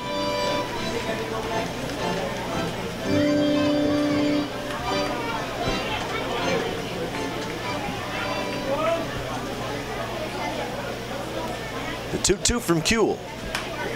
Fouled off yet again. McPeak not missing these foul balls by much.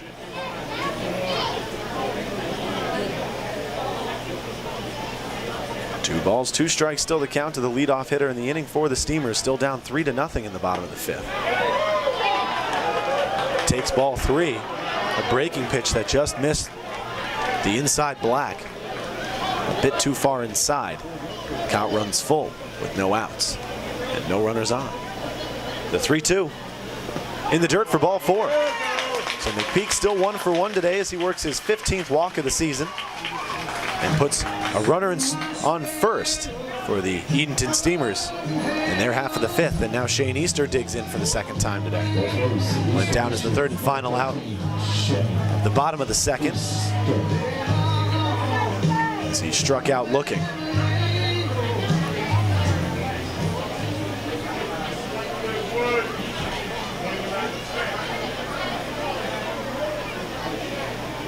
First pitch to Easter, hits him on the elbow. So now 2 base runners on for the Edenton Steamers. And that brings up Brody Rubenstein. Perhaps an ideal bunt scenario. With no outs and runners on first and second. And the Steamers down 3.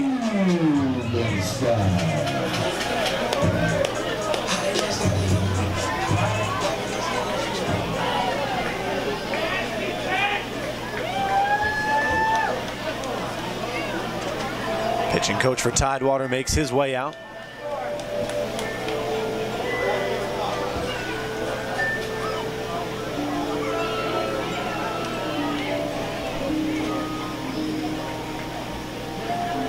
Jacob Mustaine and Cade Brewer joining the conversation on the mound.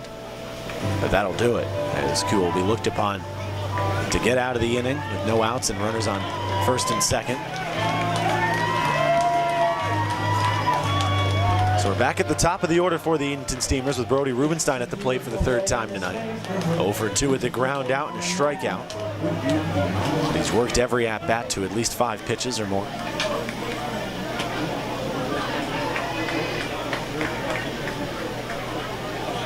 Nothing still the score here in the home half of the 5th.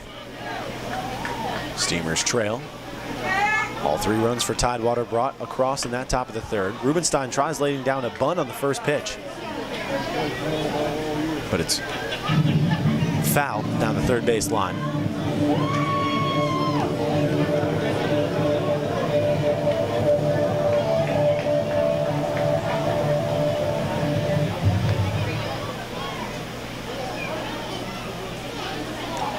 Rubenstein trying to lay down yet another bunt. It rolls in front of Cade Brewer at the plate. Has trouble fielding it the first time. The throw down pulls Mustaine off the bag, and Rubenstein reaches first base safely to load the bases for the Steamers with no outs in the bottom of the 5th. Brewer with a smile on his face, shaking his head.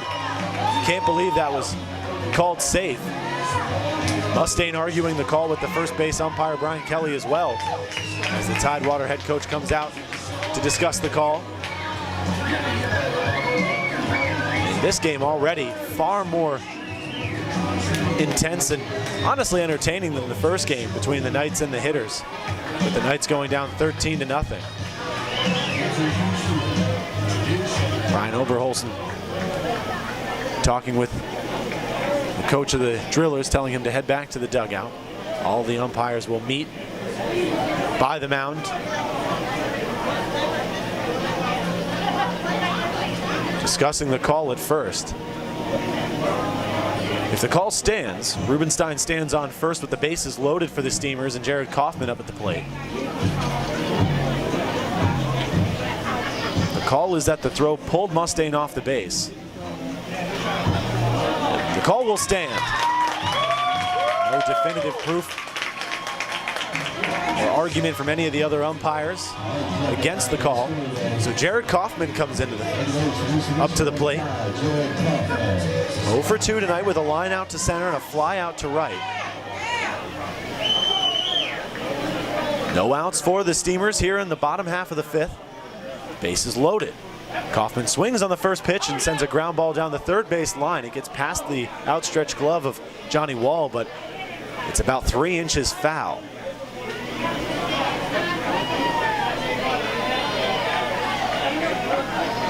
So the Drillers actually picking up their second error of the night, first of the inning. With the throw that pulled Mustaine off the bag, the 0-1 to Kaufman. Grounded to first. Mustaine misses the slow rolling ground ball. The flip over to first from Dunaway at second is in time. The Steamers aggressively trying to bring home another run as they brought one across from Tyler McPeak. Unsuccessful.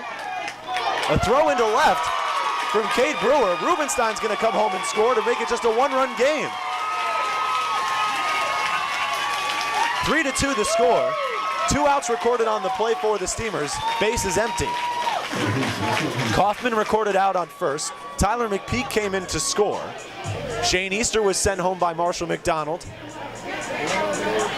He was tagged out at the plate. Then Cade Brewer made a throw down to third with Rubenstein off the bag.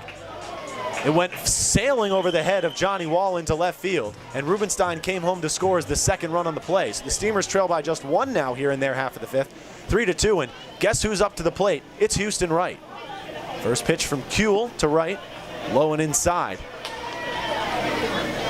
1-0 the count to start Wright's third at-bat. Second pitch, taken low and in.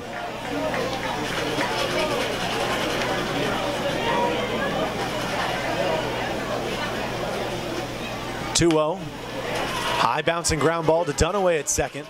He fields it on a hop and makes the throw over to retire the side. 2 runs for the Steamers in that bottom of the 5th inning on just 1 hit and 2 errors from the Tidewater Drillers defense. 3-2 the score as we head to the 6th frame. A tight ball game here at Historic Hicks Field. When we come back, the Drillers look to re-extend their lead. Jacob Mustaine due up first. Kate Brewer waits on deck, and Hogan Brown due up 3rd in the inning. My name's Patrick Foster. Once again, 3-2 the score here at Historic Hicks Field in Edenton, North Carolina, on the campus of John A. Holmes High School. You're listening to Edenton Steamers baseball, only on the Edenton Steamers YouTube network.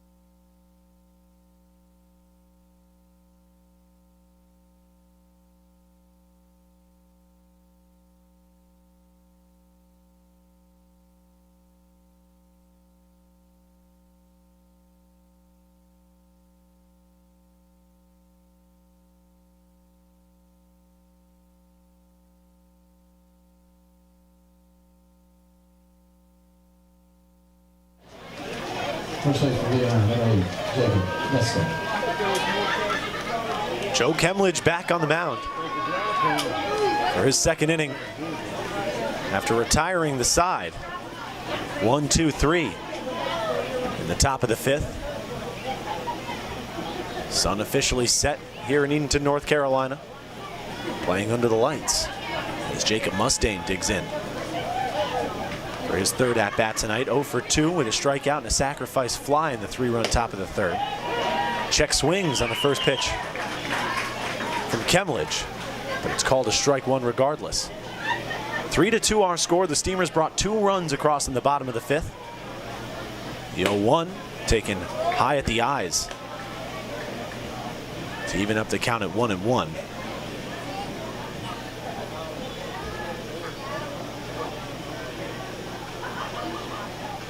Kemledge kicks and deals the 1-1. A changeup that catches the outer 3rd of the plate a bit up in the zone to move the count to 1 ball and 2 strikes.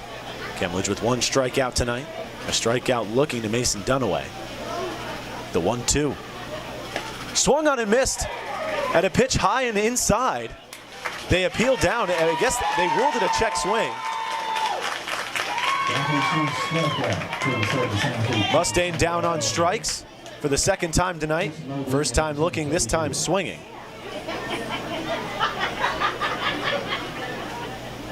One out for the Drillers in the top of the 6th. Kate Brewer digging in. Brewer 0 for 2 with a strikeout and a ground out to 3rd. Coming up to the plate for the first time since the top of the 3rd inning. He went down as the 3rd and final out in the 3-run offensive effort. Takes the first pitch from Kemledge for ball 1. The 1-0. Swung on and fouled off the barrel of the bat. A bit behind a fastball there from Brewer as he pushes it behind him.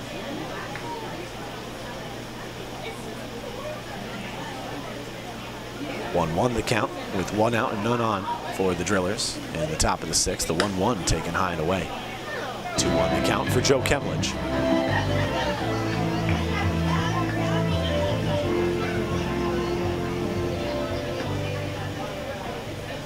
Kemledge up to 24 strikeouts on the year with 2 through an inning and a 3rd on the mound.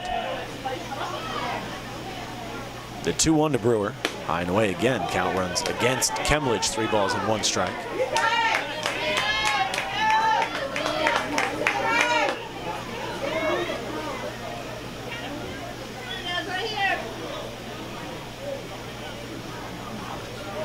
Three balls, 1 strike.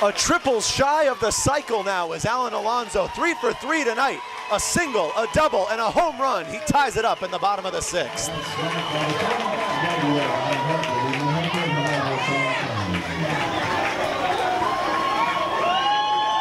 And now with the bases empty, Josiah Seitler comes up with the game tied up.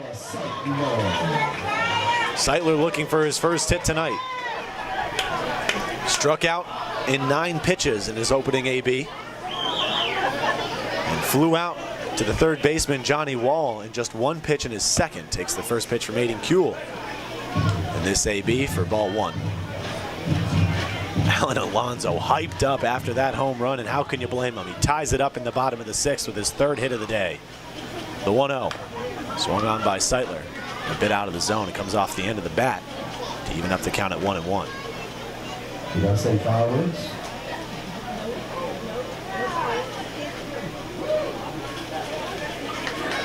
One the count to Seitler. Swings at the second pitch, sends a line drive to Dunaway at second. Mishandles it, and Seitler reaches first without a throw. It looked as though Dunaway may have had it in the air, but he dropped it out of his glove into the dirt. And then trying to transfer it from glove hand to throwing hand, he mishandles it, and it falls back into the dirt, and Seitler reaches first with no outs. And now Aaron Copeland coming up to the plate. Aiden Kuehl's day will come to an end.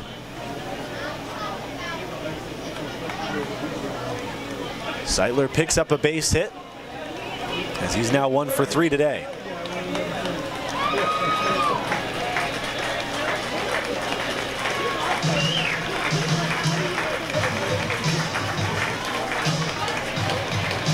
Kuehl receives a round of applause from both the Tidewater faithful in attendance and even the Steamers faithful, as he pitched a solid game. 3 runs allowed, 2 of them earned on 5 hits.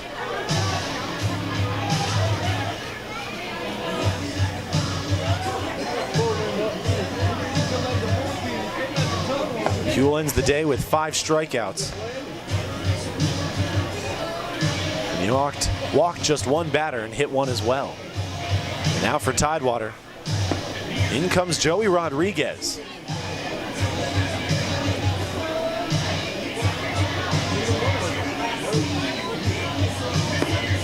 Rodriguez with 3 appearances against the Edenton Steamers this summer. A total of 8 innings collected against the hometown Clams. In his 4 league appearances, he's collected 9 innings, 1 win in the win-loss record, no losses. He's allowed 2 earned runs to score, 2 total on 4 hits, 3 walks, 13 strikeouts, and he's hit just 1 batter in league play, and it came against the Edenton Steamers. He's also made 2 appearances against the Peninsula Pilots, first on the 8th of July. He threw for 2 innings, allowed 3 runs to score, none of them earned, 3 hits, and then most recently against the Pilots on the 21st, he threw for just 1 inning, allowed 3 earned runs to score on 2 hits with 1 walk, and he hit 1 batter as well. Aaron Copeland up to the plate. No outs in the inning for the Steamers. 1 run already come across on the solo blast from Alan Alonso, his 11th home run of the year, to tie it up at 3-3. First pitch to Copeland, popped in the air down the right field line. A chase to the ball, but this one falls to the grass in foul territory. Copeland down in the count 0-1. Josiah Seitler stands on first base following a single to second base. Mason Dunaway had to make an extra effort to try to rein the line drive in, but couldn't handle it. So Seitler picking up his first base hit tonight. 0-1 the count to Copeland.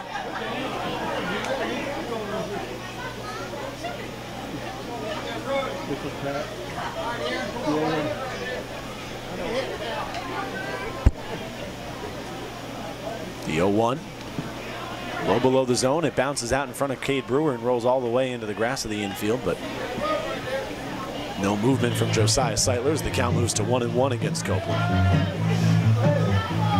Wind now blowing out of Historic Hicks Field towards left center. Rodriguez with the 1-1. Popped foul over the Drillers dugout, so Copeland now behind in the count 1-2. Copeland, the two-way player for the Edenton Steamers this year.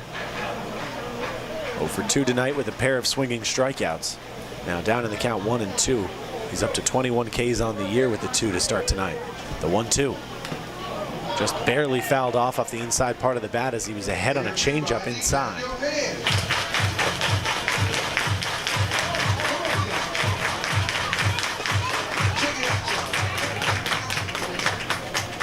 One-two, still the count to the sure-handed third baseman and recipient of the Libby Goodman Gold Glove Award for the most outstanding defensive player on the Edenton Steamers in 2020. 1 ball, 2 strikes. The pitch to Copeland, hit to third. Wall fields it on a hop, but the home plate umpire ruling it foul.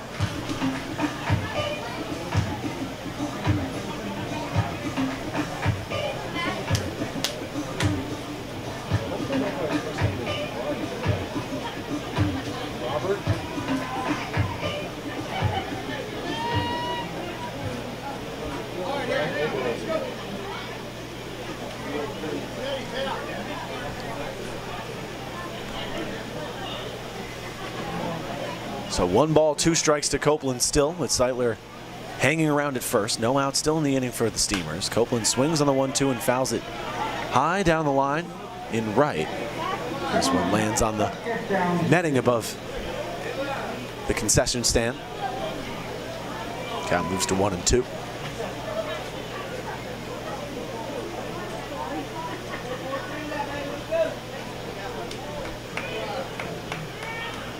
The 1-2 once again just misses the outer third of the zone as the count moves to 2 balls and 2 strikes against Copeland. Copeland with just 8 walks this season, and now a total of 81 plate appearances, including his 2 today, or his first 2 now and his third. The 2-2 from Rodriguez, reached out of the zone for strike 3. Copeland picks up a hat trick, up to 22 strikeouts this season, as he goes down as the first out, the bottom of the 6th for the Steamers. 3-3 still our score, following the leadoff shot from Alan Alonso, his 11th bomb of the year, now up to 35 RBIs. Casey Hare at the plate, as Josiah Seitler still on first. Hare 0 for 2 with a fly out to left and a ground out to short.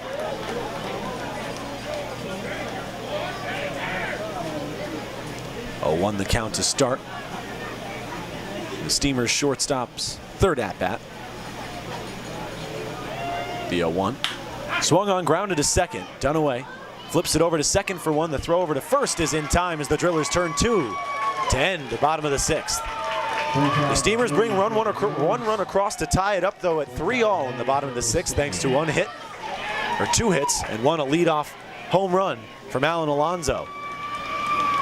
We head to the top of the 7th, tied up at 3-3.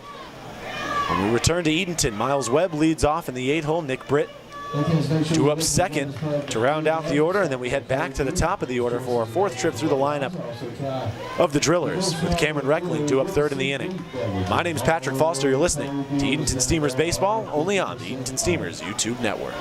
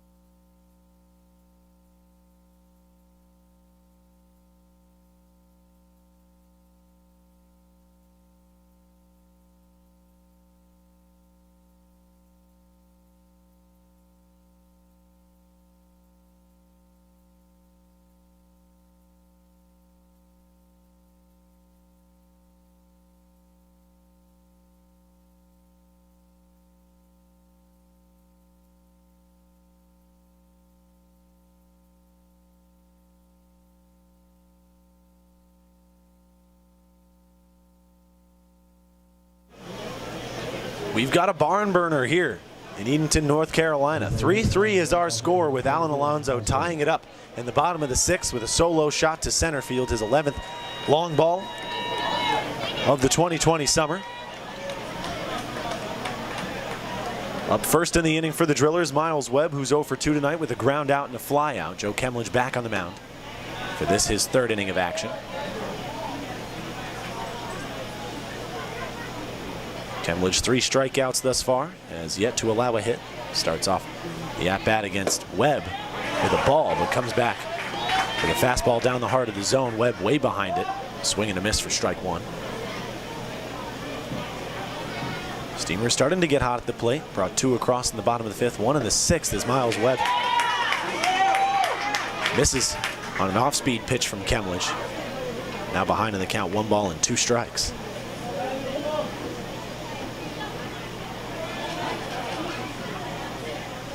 But 1-2. High and away for ball 2 to even up the count. Kemlich pats his chest in an apology. New catcher behind the plate, Alan Brown, as Kemlich gets Webb to reach high and away outside of the zone for strike 3. Kemlich up to 4 strikeouts tonight, now 26 in 2020.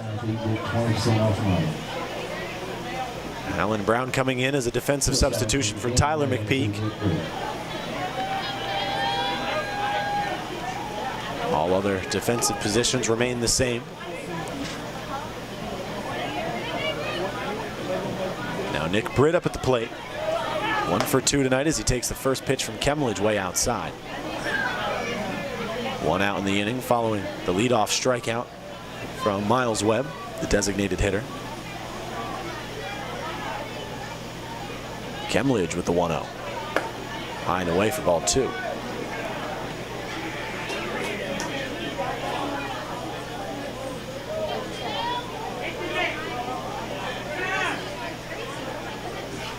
Kemlich in the stretch deals the 2-0.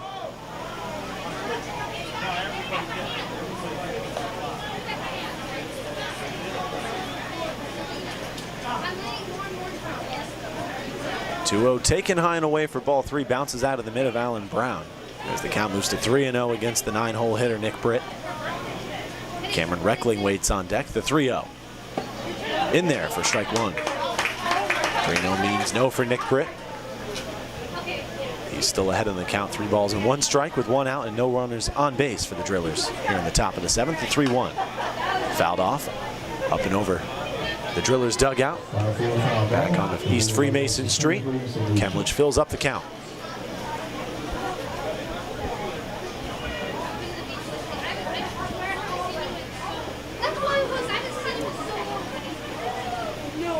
One away. Kemlich, the 3-2. Swung on a miss, strike 3, but he gets past Brown behind the plate. This one rolls all the way down to 3rd. Copeland with some trouble scooping it up.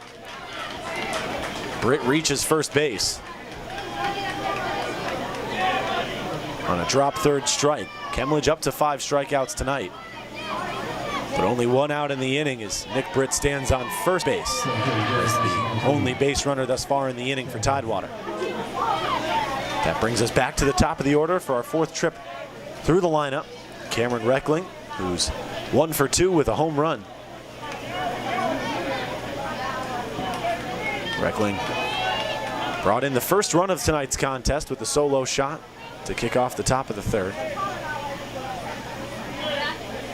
Kemlich first pitch to Reckling high above the zone for ball 1. Drillers have yet to score since the 3rd inning. 3 zeros on the board in the 4th, 5th, and 6th innings.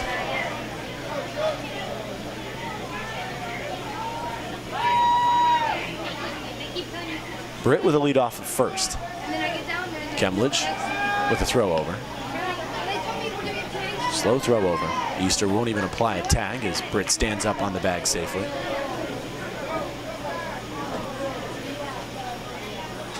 One ball, no strike, the count to Reckling. The windup and the pitch to Reckling. Taken high and a bit inside as Reckling has to turn away. Count moves to 2 balls and no strikes. Double play in order for the Steamers infield.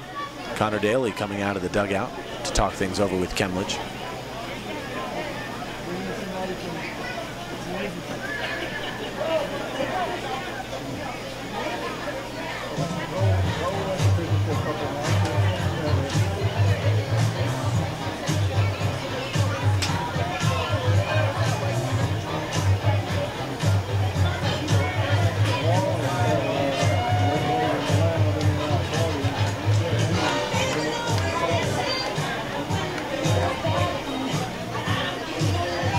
Courtney Phelps, the trainer, coming out to the mound, as it looks like Kemledge may be in a bit of pain.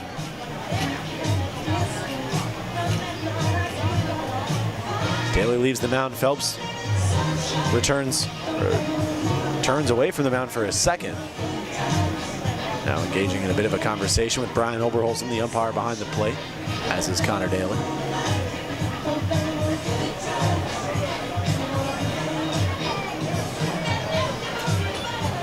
A win tonight extends the Steamers' win streak to 10 straight in the TSL. And brings them into the TSL championship in their first ever season as members of the Tidewater Summer League.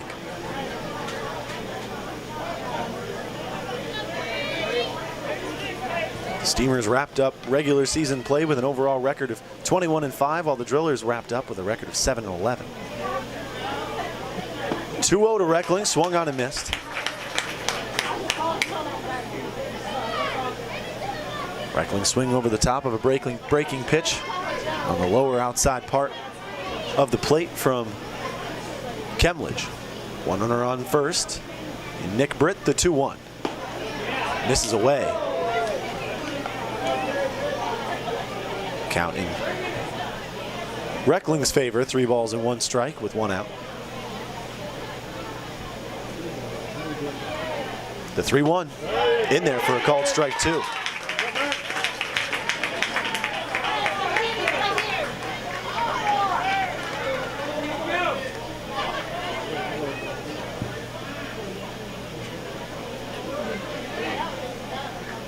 The 3-2. Cut on. Fouled up in the air off the inside part of the bat as this one drifts out of play.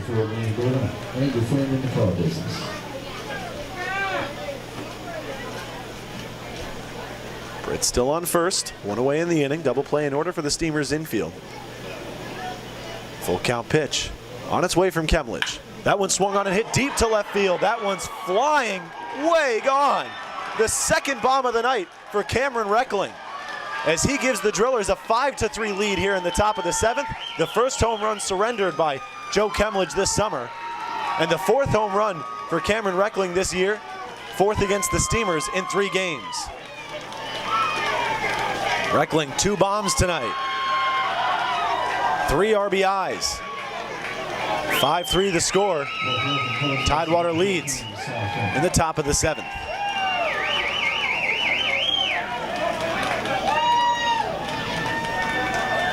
And what an upset it would be if Tidewater can exit Historic Hicks Field with a win.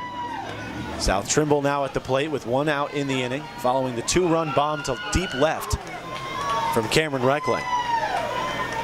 Once again, 5-3 is the score.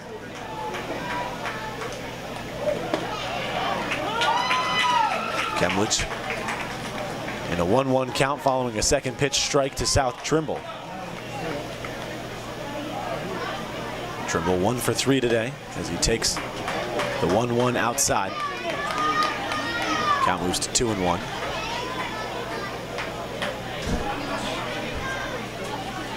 The 2-1 to Trimble. Cut on and missed. Count moves to 1 ball and 2 strikes. So as soon as the Steamers tie it up in the bottom of the 6th, Cameron Reckling comes right back up to the plate and gives the Drillers the lead right back.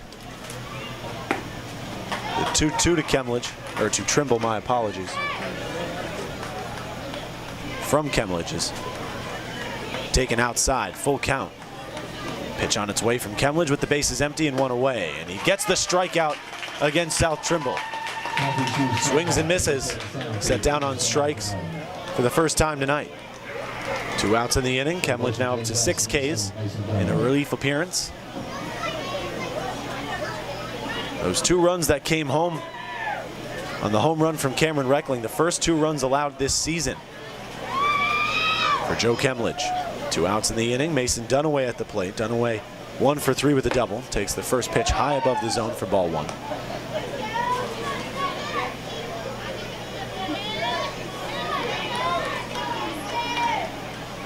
The 1-0 fouled off right into the mask of Alan Brown behind home plate.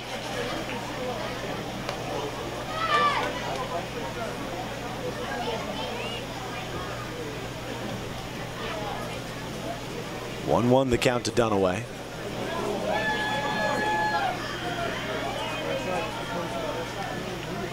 Third pitch out of the zone. Alan Brown can't rein it in.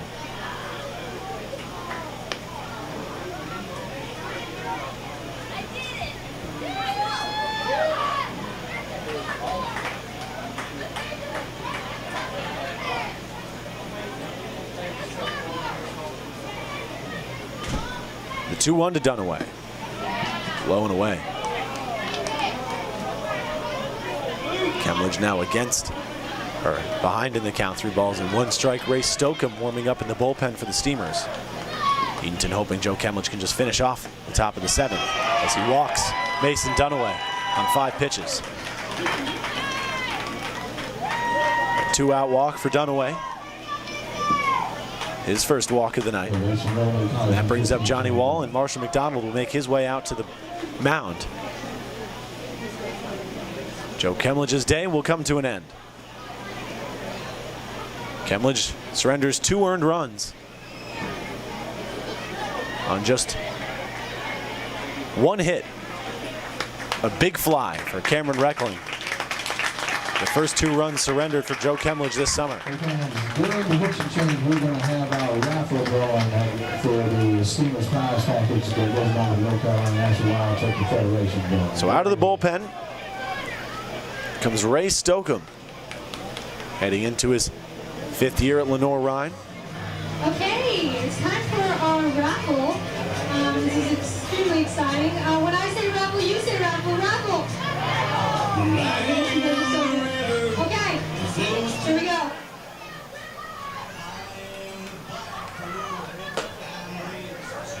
Andre Piles.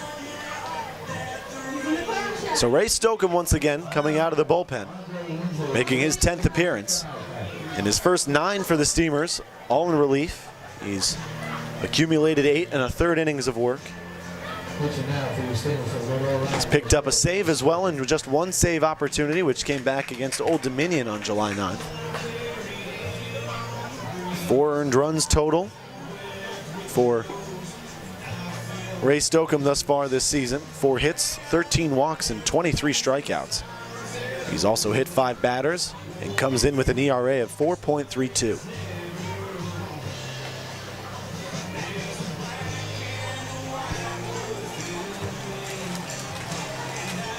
2 runs have already come across to score for Tidewater here in the inning after the Steamers tied it up in the bottom of the 6th. 5-3 is our score with 2 outs and Mason Dunaway standing on first.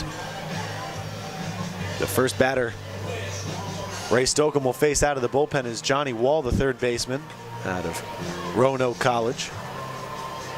1 for 3 is Wall today. Came up with his single, the lone hit of his night in the 3rd inning. He's flown out to center twice in his 1st and 3rd plate appearances.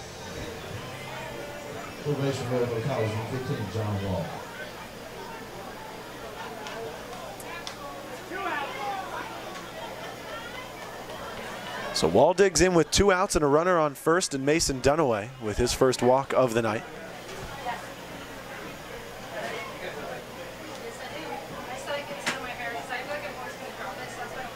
First pitch from Stokeham, swung on by Wall as that one rings off the metal pole that runs across the top of the netting. 0-1 the count to start Wall's 4th plate appearance. Stokeham needing to just get 1 out to end this top of the 7th. The 0-1 to Wall. Just misses as the count evens up at 1-1.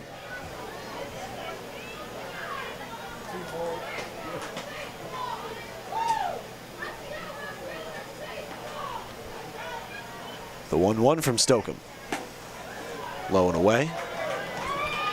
Stokeham now behind in the count, 2 balls and 1 strike.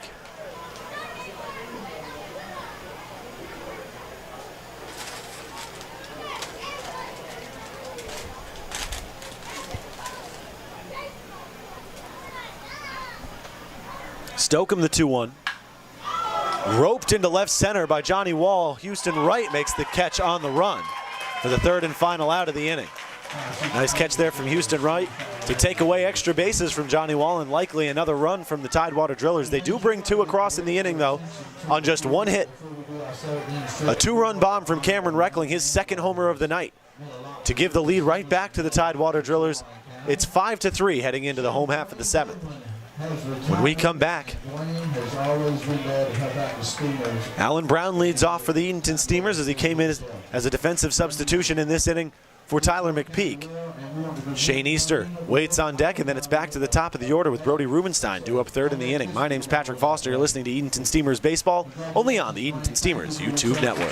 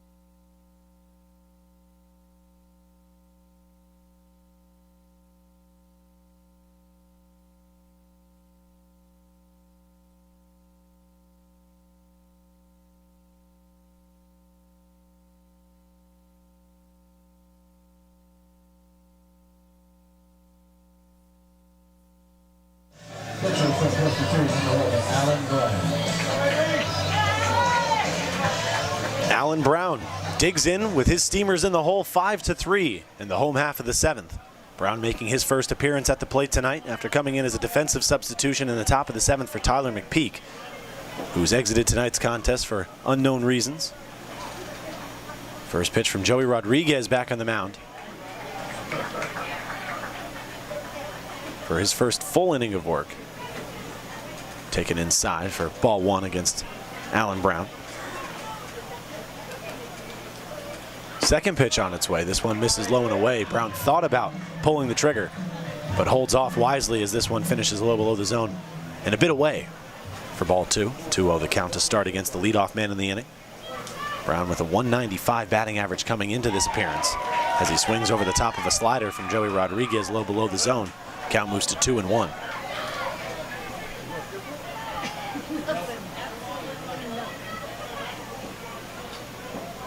The 2-1 from Rodriguez. Catches the lower outside corner for strike 2. Count even now. Brown hitless in his last 2 games for the Steamers. 0 for 1 against the Knights on the 31st and 0 for 2 against Old Dominion on the 30th. The 2-2 to the catcher. Bends his knees, swinging at a pitch a bit low and away. And he's behind it as he pops it foul over the Drillers' dugout down the first base line. The count remains at 2-2. The 2-2. Slider that misses badly. Full count now to the leadoff hitter, Alan Brown. Shane Easter waits on deck. The 3-2. Fouled off yet again by Brown. Brown with 16 strikeouts in 57 plate appearances, 15 walks. With those 57 plate appearances coming in 18 games. The 3-2. Grounded slowly back to Rodriguez at the mound. He falls to his knees but comes back up quickly to flip it over to first for the first out of the inning. 1 up, 1 down for the Steamers. That brings up Shane Easter, who was hit by a pitch in his last plate appearance. 0 for 1 today.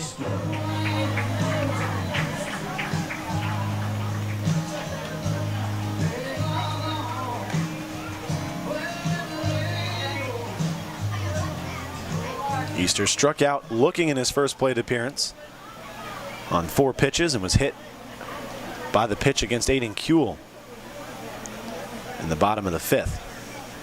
On just 1 pitch, first pitch from Rodriguez to Easter, swung on late as that one's lined quickly to the net right behind the Drillers dugout. 0-1 the count to start. 1 out in the inning, no base runners for the Steamers here in the home half of the 7th. Not a great looking swing from Easter as he's now down in the count, no balls and 2 strikes.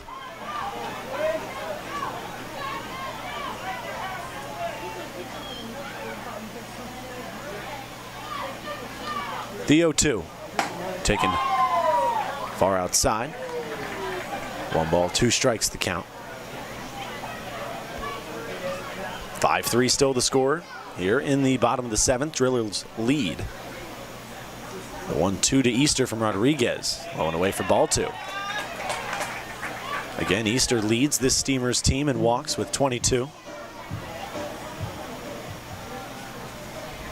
Just 2 homers to his credit this season. 17 RBIs and an average of 338 coming into today. The 2-2 with 1 away. Driven hard down the first base line, but this one drops about 3 feet to the right of the foul line. So the count remains at 2-2.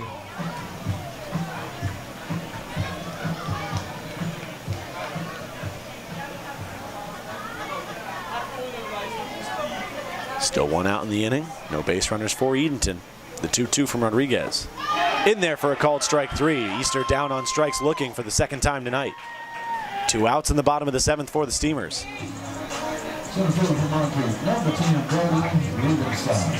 Now Brody Rubenstein back up at the plate for the 4th time. Made 7 plate appearances last night against the Greenbrier Knights in the 22-12 victory.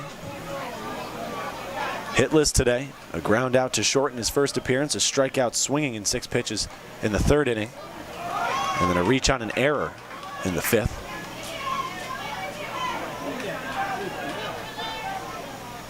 First pitch strike taken from Rubenstein. Down in the count 0-1 with 2 away and no runners on for the Steamers. Jared Kaufman waits on deck. Second pitch runs very far and inside in low. The count moves to 1-1.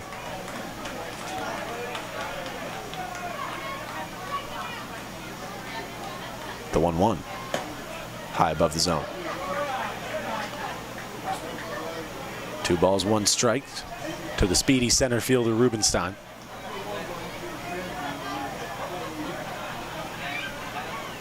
Looking to extend the inning for the Steamers here, still trailing by 2. It's 5-3 in favor of the Drillers. The 2-1. Swung on and fouled off down the first baseline. 2-2 the count. It's number 10, Brody Rubenstein. 5th pitch coming up in the AB for Joey Rodriguez, looking to retire the side in order. Hot shot down the 3rd baseline. A blur from Rubenstein, but that one's foul.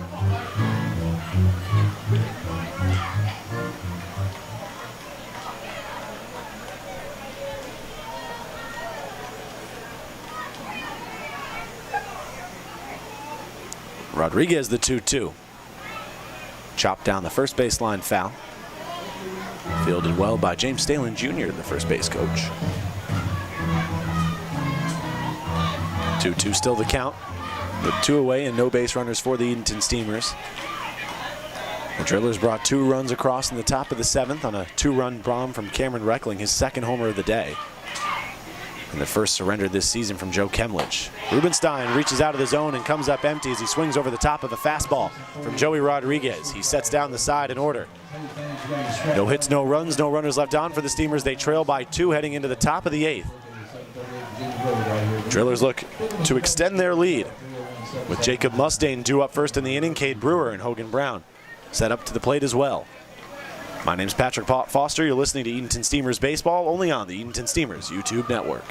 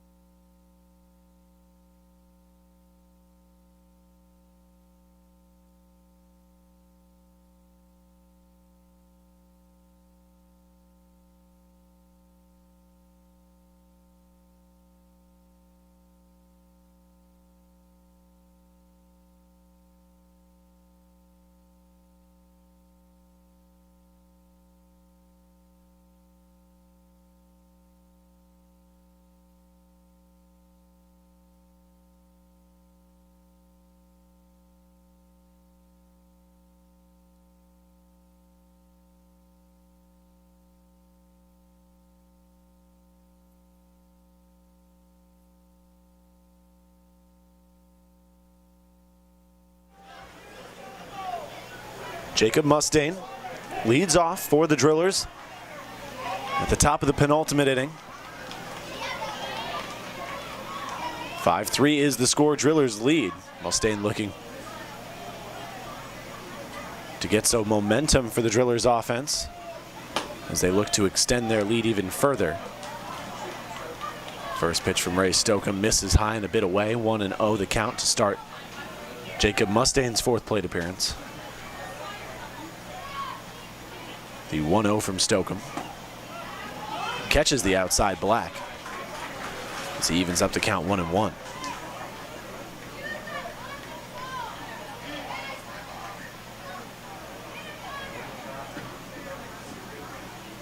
The 1-1 from Stokeham. Swing and a miss there from Mustaine as he was swinging for the fences. Falls behind 1 ball and 2 strikes.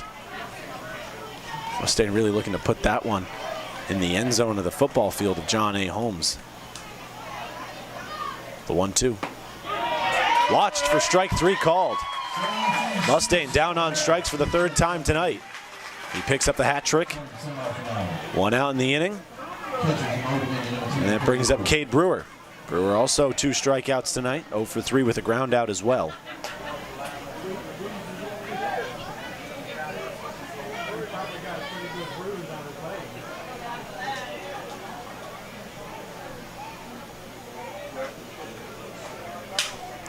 First pitch swing from Cade Brewer. Half his bat goes flying into the infield. The ball winds up in the glove of Aaron Copeland at third, who makes the play for the 2nd out of the inning. 2 up, 2 down. Hogan Brown digs in.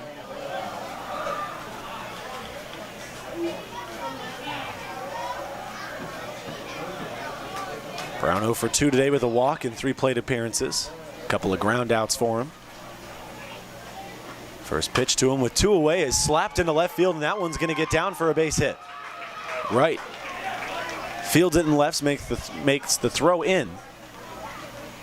And Brown's held up to just a single, but the first base hit in the inning. First hit against Ray Stokeham for the Drillers, at least tonight. Their 7th hit of the contest. They lead over the Steamers in the column 7-5 with their 5-3 lead. Miles Webb at the dish takes the first pitch from Stokeham low below the lower inside corner. You can hear the moans and groans from the home faithful.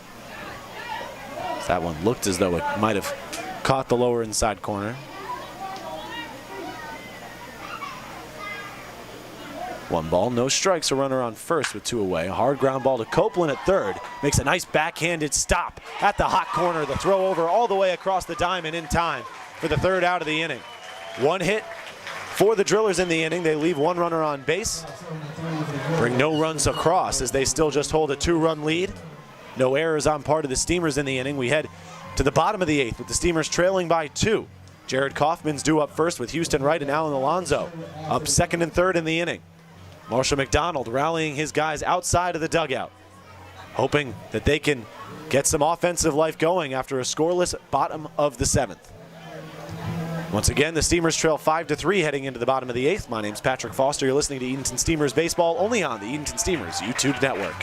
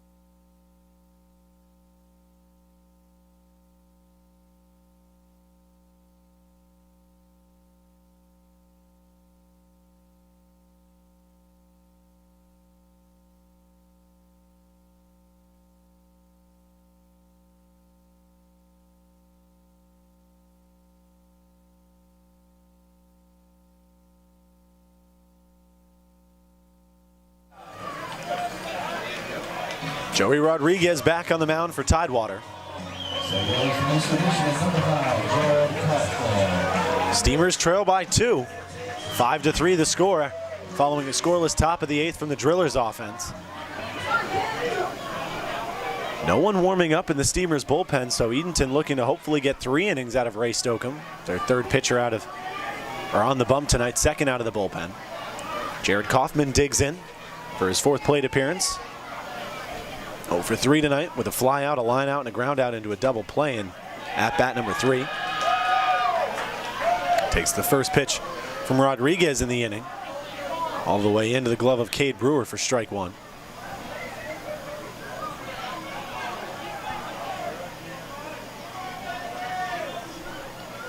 Second pitch on its way, popped in the air to shallow right field. Hogan Brown making his way in to make the catch for the first out of the inning. Kaufman now 0 for 4. Hitless tonight. Came into tonight with a 7-game hitting streak. Houston Wright now up to the plate. Also hitless tonight. Reached on an error all the way back in the 1st and was left stranded at 3rd base. Flew out to left and grounded out to 2nd in his next 2 plate appearances in the 3rd and the 5th. First pitch from Rodriguez to Wright. Inside the zone. A bit high, but called strike 1.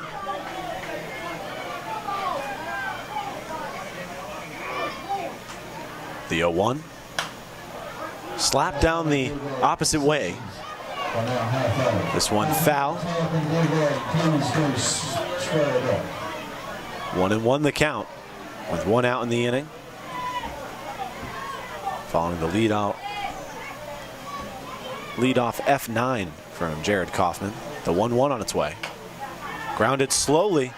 Rodriguez reaches out to make the grab in the infield grass, and he steps on the bag for out number 2. And that brings us to Alan Alonso. Alonso tied up the contest at 3-all in the bottom of the 6th with his 11th home run of the season. Comes into this appearance 3 for 3, a single and a double, along with a home run, a triple shy of the cycle.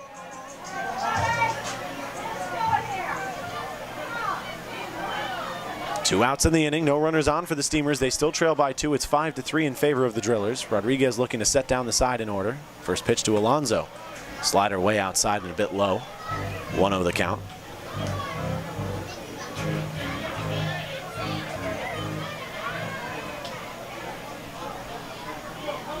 Second pitch on its way from Rodriguez. Popped in the air, but this one quickly moving behind the grandstand as it's foul and out of play for strike 1.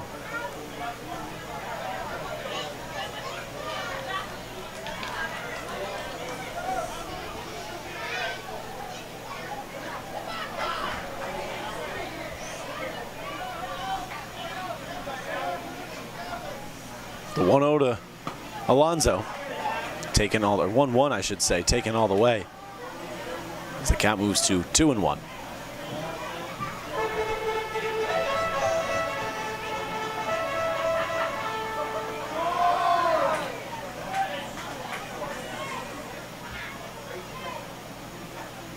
The 2-1. Taken outside for ball 3. Good take there from Alonso.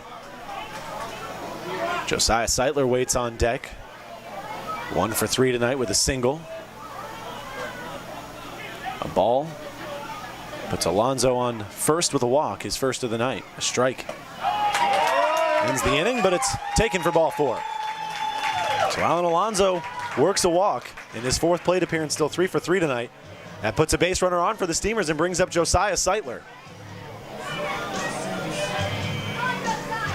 Seitler, the tying run. Dig into the left-handed box for the 4th time. Seitler, another two-way player for the Steamers this year. 7 home runs, 4 doubles, 11 singles. The first pitch to him is sent into left field, or right field I should say, as it gets down in front of Hogan Brown for a base hit to put 2 runners on. And now Aaron Copeland coming up to the plate. Copeland's been set down on strikes 3 times tonight.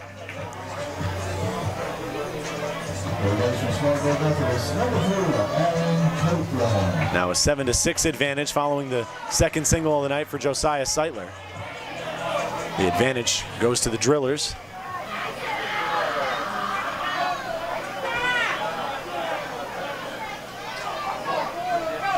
Copeland already with the hat trick tonight. 3 strikeouts swinging. The last coming on 8 pitches.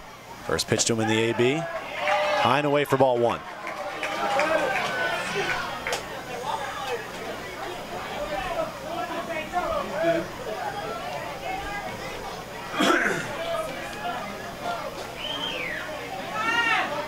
Rodriguez checking on Alonso at second. The 1-0. He in fact steps off, checking both runners back.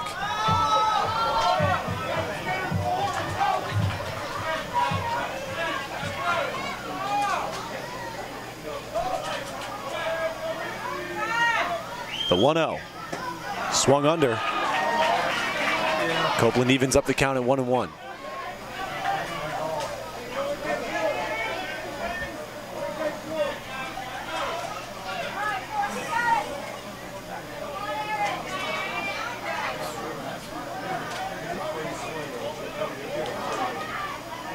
Rodriguez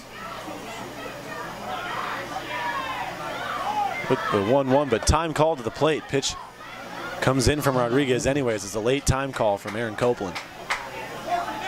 Or in fact, a time called with the fire truck pulling in behind center field. Some bright lights maybe distracting Copeland. They're going to wait for the fire truck to at least move out of the way or shut the lights off. As they do. Count still 1-1 to Aaron Copeland, the third baseman tonight. Copeland looking to turn around his fortunes at the plate thus far. 3 appearances, 3 strikeouts, all of them swinging. 2 runners on, the 1-1 from Rodriguez. And a great looking hack from Copeland as he's now behind in the count. 1 ball and 2 strikes.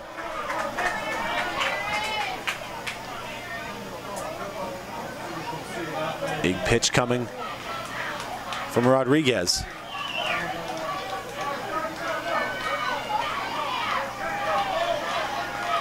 1 ball, 2 strikes. Seitler stands on first. Alonso stands on second. Following a walk and a single, both with 2 outs. Rodriguez looking for the third and final out, the 1-2. Taken away for ball 2. Casey Hare waits on deck. Hare 0 for 3 today.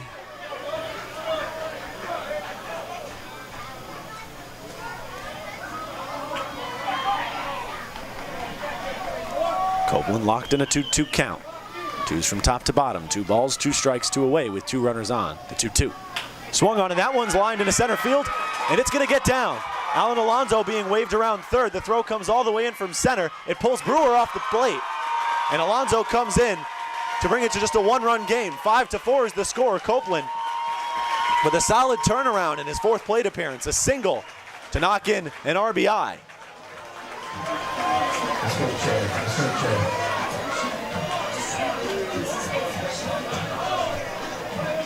Copeland up to 21 RBIs this season with the RBI single. Seitler advances to second.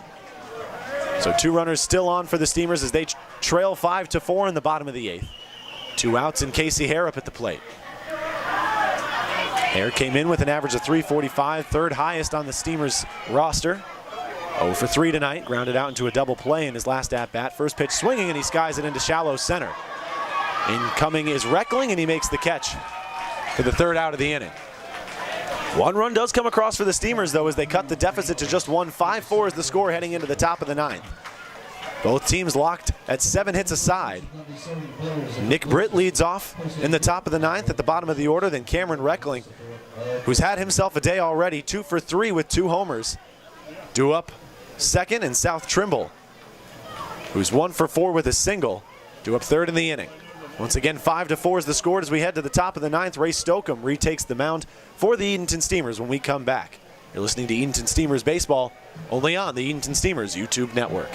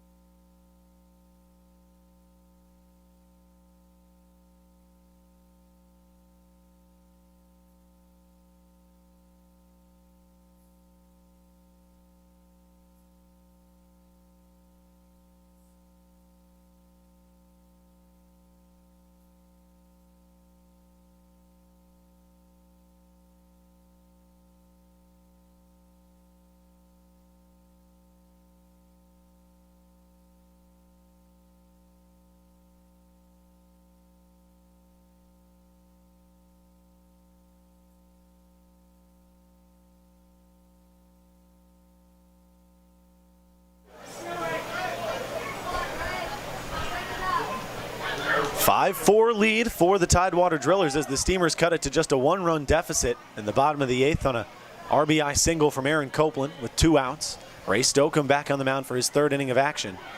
Nick Britt leads off. Britt reached on a drop 3rd strike in his last plate appearance, takes the first pitch from Stokeham. A bit high over the high outside corner. Taken for ball 1. Britt 1 for 3 tonight with a single that came back in the 4th inning. Second pitch from Stokeham hits off the bat. Sounded like it might have hit off the helmet, but actually comes off the barrel of the bat as Britt tried to escape the pitch. Puts the count at 1 ball and 1 strike. A lucky break for Stokeham.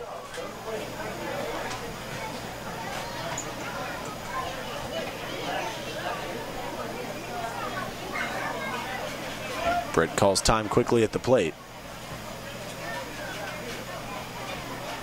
A reminder, there are fireworks tonight following the conclusion of tonight's ball game.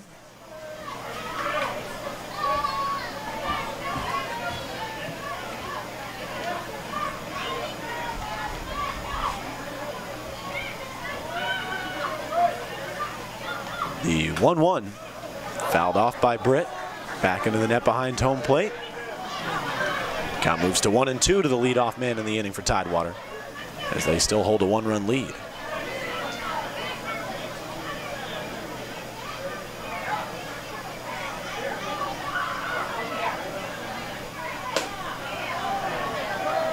One-two taken for ball 2.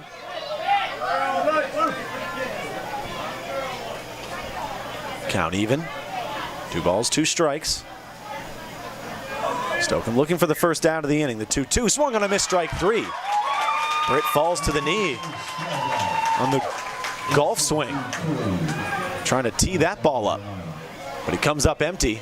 It goes down as the first out of the inning. Second strikeout of the night for Nick Britt. Now back to the top of the order. Cameron Reckling, who's gone deep off of Alex Shirazi and Joe Kemlich for 2 home runs on the night. He has 3 RBIs. First pitch to Reckling in this at-bat, a slider from Stokeham that just misses the higher part of the zone. 1-0 the count to start Reckling's 5th at-bat. or 4th at-bat, 5th plate appearance. The 1-0. Catches the low outside, or low inside corner. Count moves to 1-1.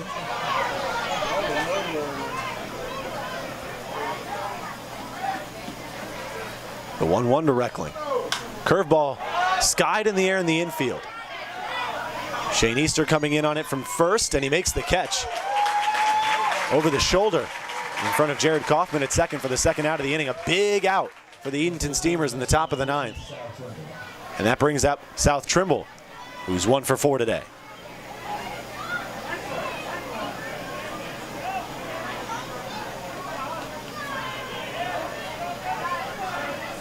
Trimble's one and only hit today came in the top of the 3rd. First pitch from Stokeham, and this Trimble's 5th at-bat. Taken low and in for ball 1. Still just a 1-run lead for Tidewater, 5-4 here in the top of the 9th. The 1-0 fouled off. Nice pitch there from Stokeham. Trimble swinging a bit underneath it as it comes off the top of the barrel. Right back into the netting behind home plate. Count evens up at 1-1.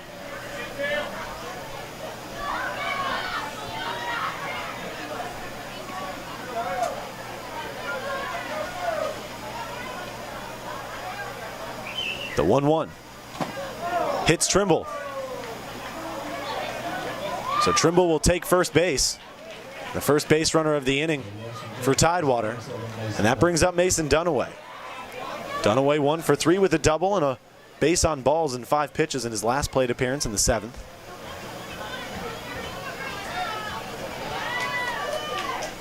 Comes in with South Trimble now on first and 2 outs in the inning.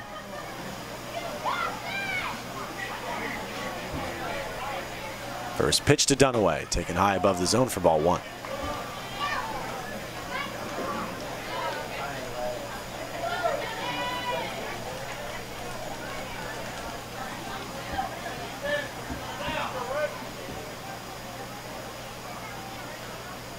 Stokeham with the 1-0. Popped in the air down the right field line. Shane Easter with a look, but this one just foul out of play very quickly to even up the count at 1 ball and 1 strike. Runner on first still for Tidewater and South Trimble. 2 gone.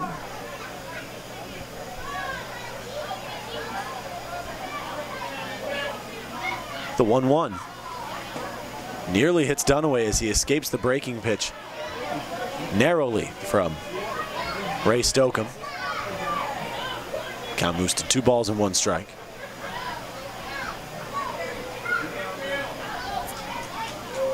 The 2-1. Swung on and fouled off right behind home plate. Dunaway evens up the count at 2 balls and 2 strikes.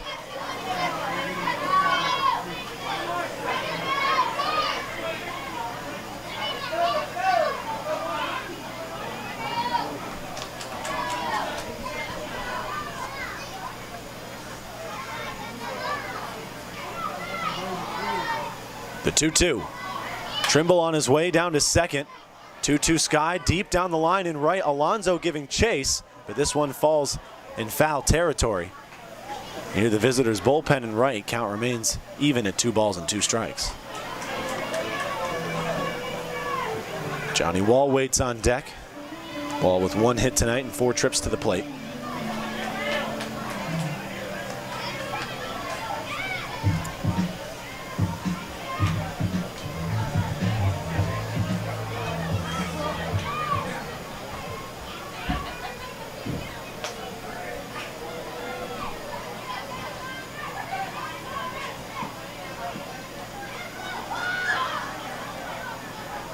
Stokeham looking for the 3rd out of the inning. The 2-2 to Dunaway. Breaking pitch that runs away.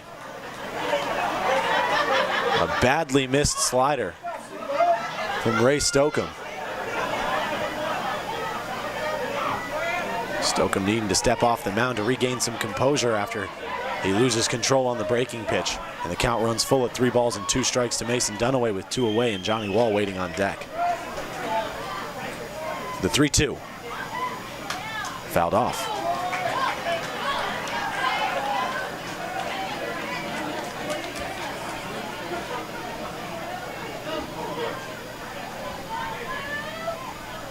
Eighth pitch of this at-bat coming up to Dunaway.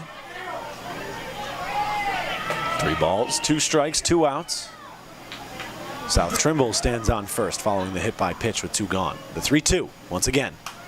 Fouled off. Dunaway not making Stokeham's life easy on the mound. Really making him work for this 3rd and final out. 3 balls and 2 strikes, still the count with 2 gone. And Tidewater up 5-4.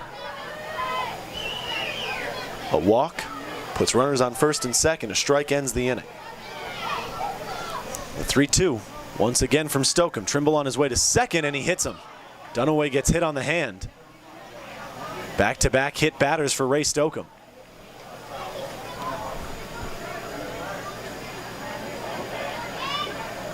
In fact, a foul ball.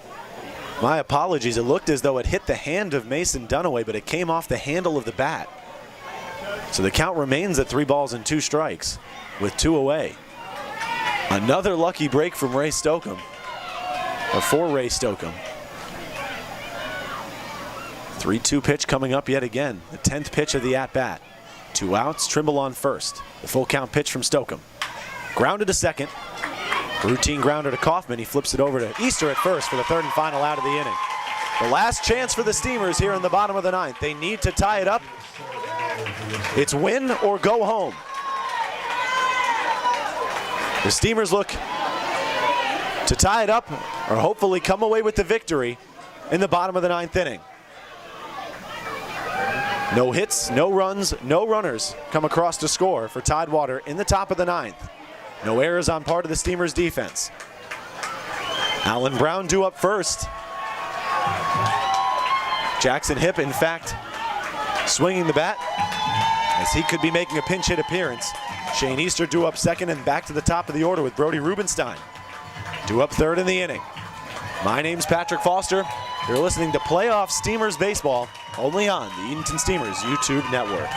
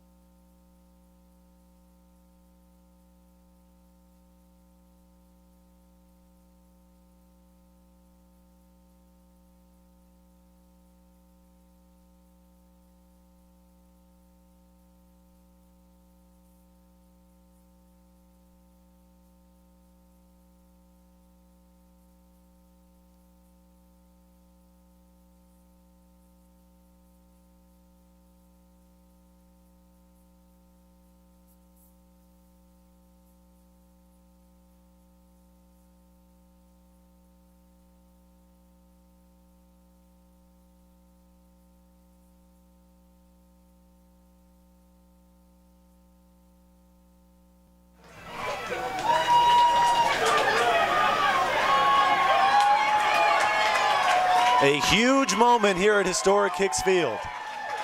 In the first season ever as members of the Tidewater Summer League, in their 23rd season as a franchise, the Edenton Steamers are down to their last 3 outs, trailing 5-4 in the bottom of the 9th to the Tidewater Drillers.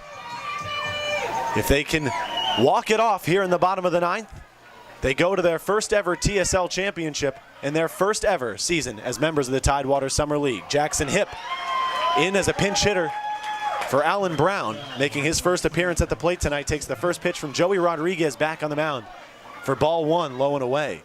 Hipp with 2 homers last night and 3 plate appearances, including a grand slam.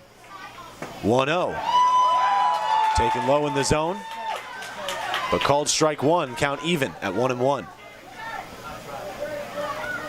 A 6 RBI day for Hipp with the grand slam yesterday. The 1-1 from Rodriguez. Low and away for ball 2. A single game elimination playoff format in the Tidewater Summer League. The winner advances to the championship game against the Greenbrier Knights tomorrow at 7 p.m. The loser goes home. 2 balls, 1 strike, the count to Jackson Hipp, the leadoff hitter in the inning for the Edenton Steamers, the 2-1 from Rodriguez. Taken all the way for strike 2.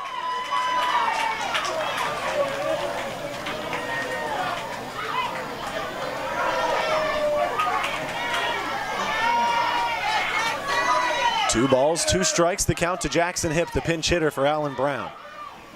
The 2-2. Swung on, and that one's flown out to center field. Cameron Reckling coming all the way in. A diving grab for the first out of the inning. Cameron Reckling, the star of the game thus far for the Tidewater Drillers. Takes a base hit away from Jackson Hipp in the bottom of the 9th. And that brings up Shane Easter.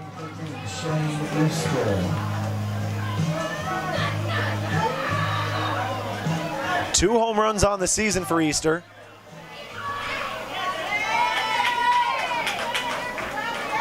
His most recent coming against the Tidewater Drillers on the 14th of July. In the bottom of the 9th inning, he tied it up. And the Steamers went on to win the contest 7-6 in walk-off fashion here at Historic Hicks Field. Fouls off the first pitch from Rodriguez. 0-1 the count.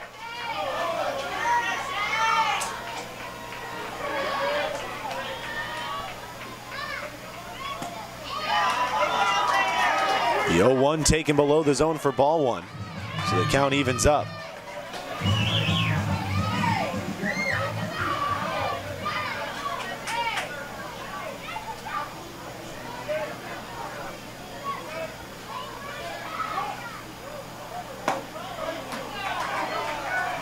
Easter calls time at the plate. Prior to the pitch, the count moves to 1-1.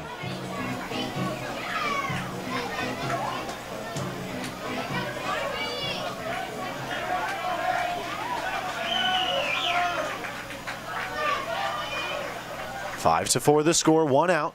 The 1-1 to Easter taken way outside for ball 2.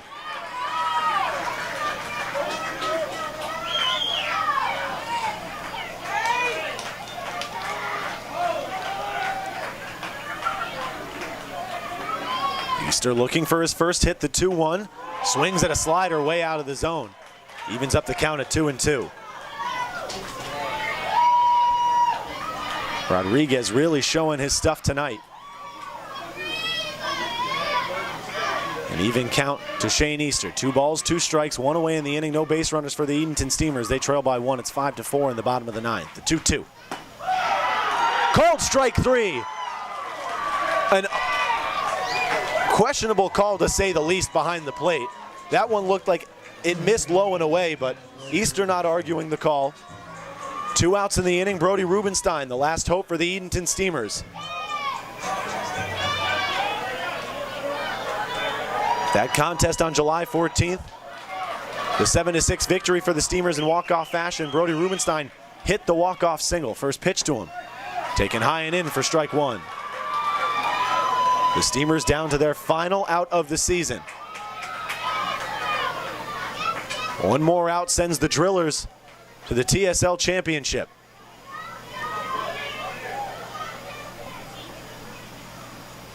The 0-1 to Rubenstein. In the dirt and a bit inside. Count even at 1-1.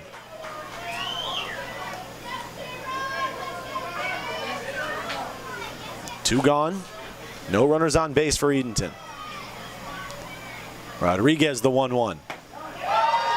Can't find the zone on the 3rd pitch of the AB. Misses away. Count moves to 2-1. Jared Kaufman waits on deck. The 2-1.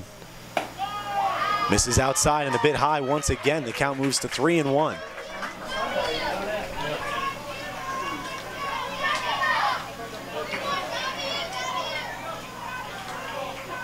The 3-1. Check swing from Rubenstein, but that one was a strike with or without a swing. Steamers down to their final strike. 3 balls, 2 strikes, 2 away. Full count pitch coming up from Rodriguez. The 3-2. Fouled off. Another foul for a foul ball. The location 20 degrees.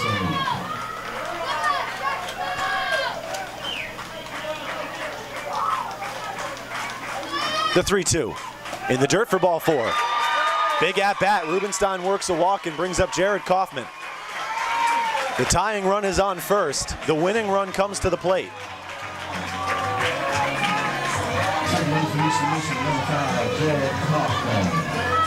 Kaufman, hitless tonight in 4 trips to the plate. A fly out to right, a line out to center, a ground out into a double play, and another fly out to right in his last plate appearance in the 8th inning. Rodriguez checks on Rubenstein over at first. The first pitch to Kaufman. A bit outside. 1-0 the count. Houston Wright waits on deck.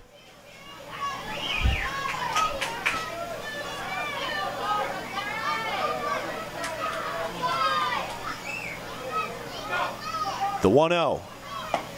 Taken for strike 1.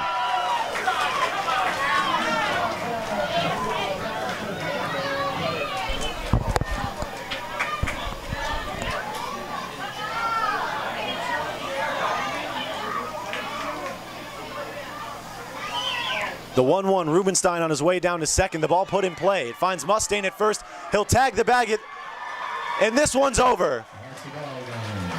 The Tidewater Drillers head to the TSL Championship. They'll take on the Greenbrier Knights. As for the Edenton Steamers, their first season in the Tidewater Summer League comes to a close. An improbable ending. A 21-5 regular season for the Edenton Steamers, and they fall to the Tidewater Drillers in the semifinal playoff game, 5-4. Cameron Reckling with quite arguably the game of his life. 2 home runs, including a solo shot and a 2-run bomb, and a diving catch in center for the first out of the bottom of the 9th inning.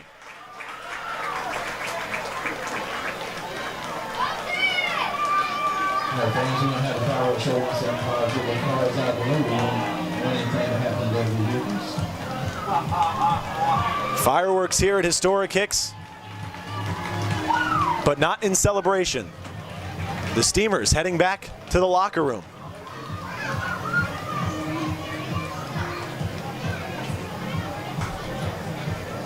Ladies and gentlemen, it's been an honor being the voice of the Steamers for the 2020 season. Thank you so much for tuning in and game out. The Steamers will be back better than ever in 2021 in their second season in the Tidewater Summer League. The Steamers season comes to an end overall, a 21-6 record in 2020. What a season it's been. 4 20-run games for the Edenton Steamers, 9 double-digit victories, and just 6 losses. Their first loss in 9 games. A bitter way to end the season, but I'm sure each one of these players will head into their seasons at each of their respective schools hungry, in fact starving for victory. Steamers Nation, for the final time, stay happy, stay healthy, but most importantly, stay beautiful. For the final time, my name's Patrick Foster. Thank you so much for watching Edenton Steamers baseball, only on the Edenton Steamers YouTube network.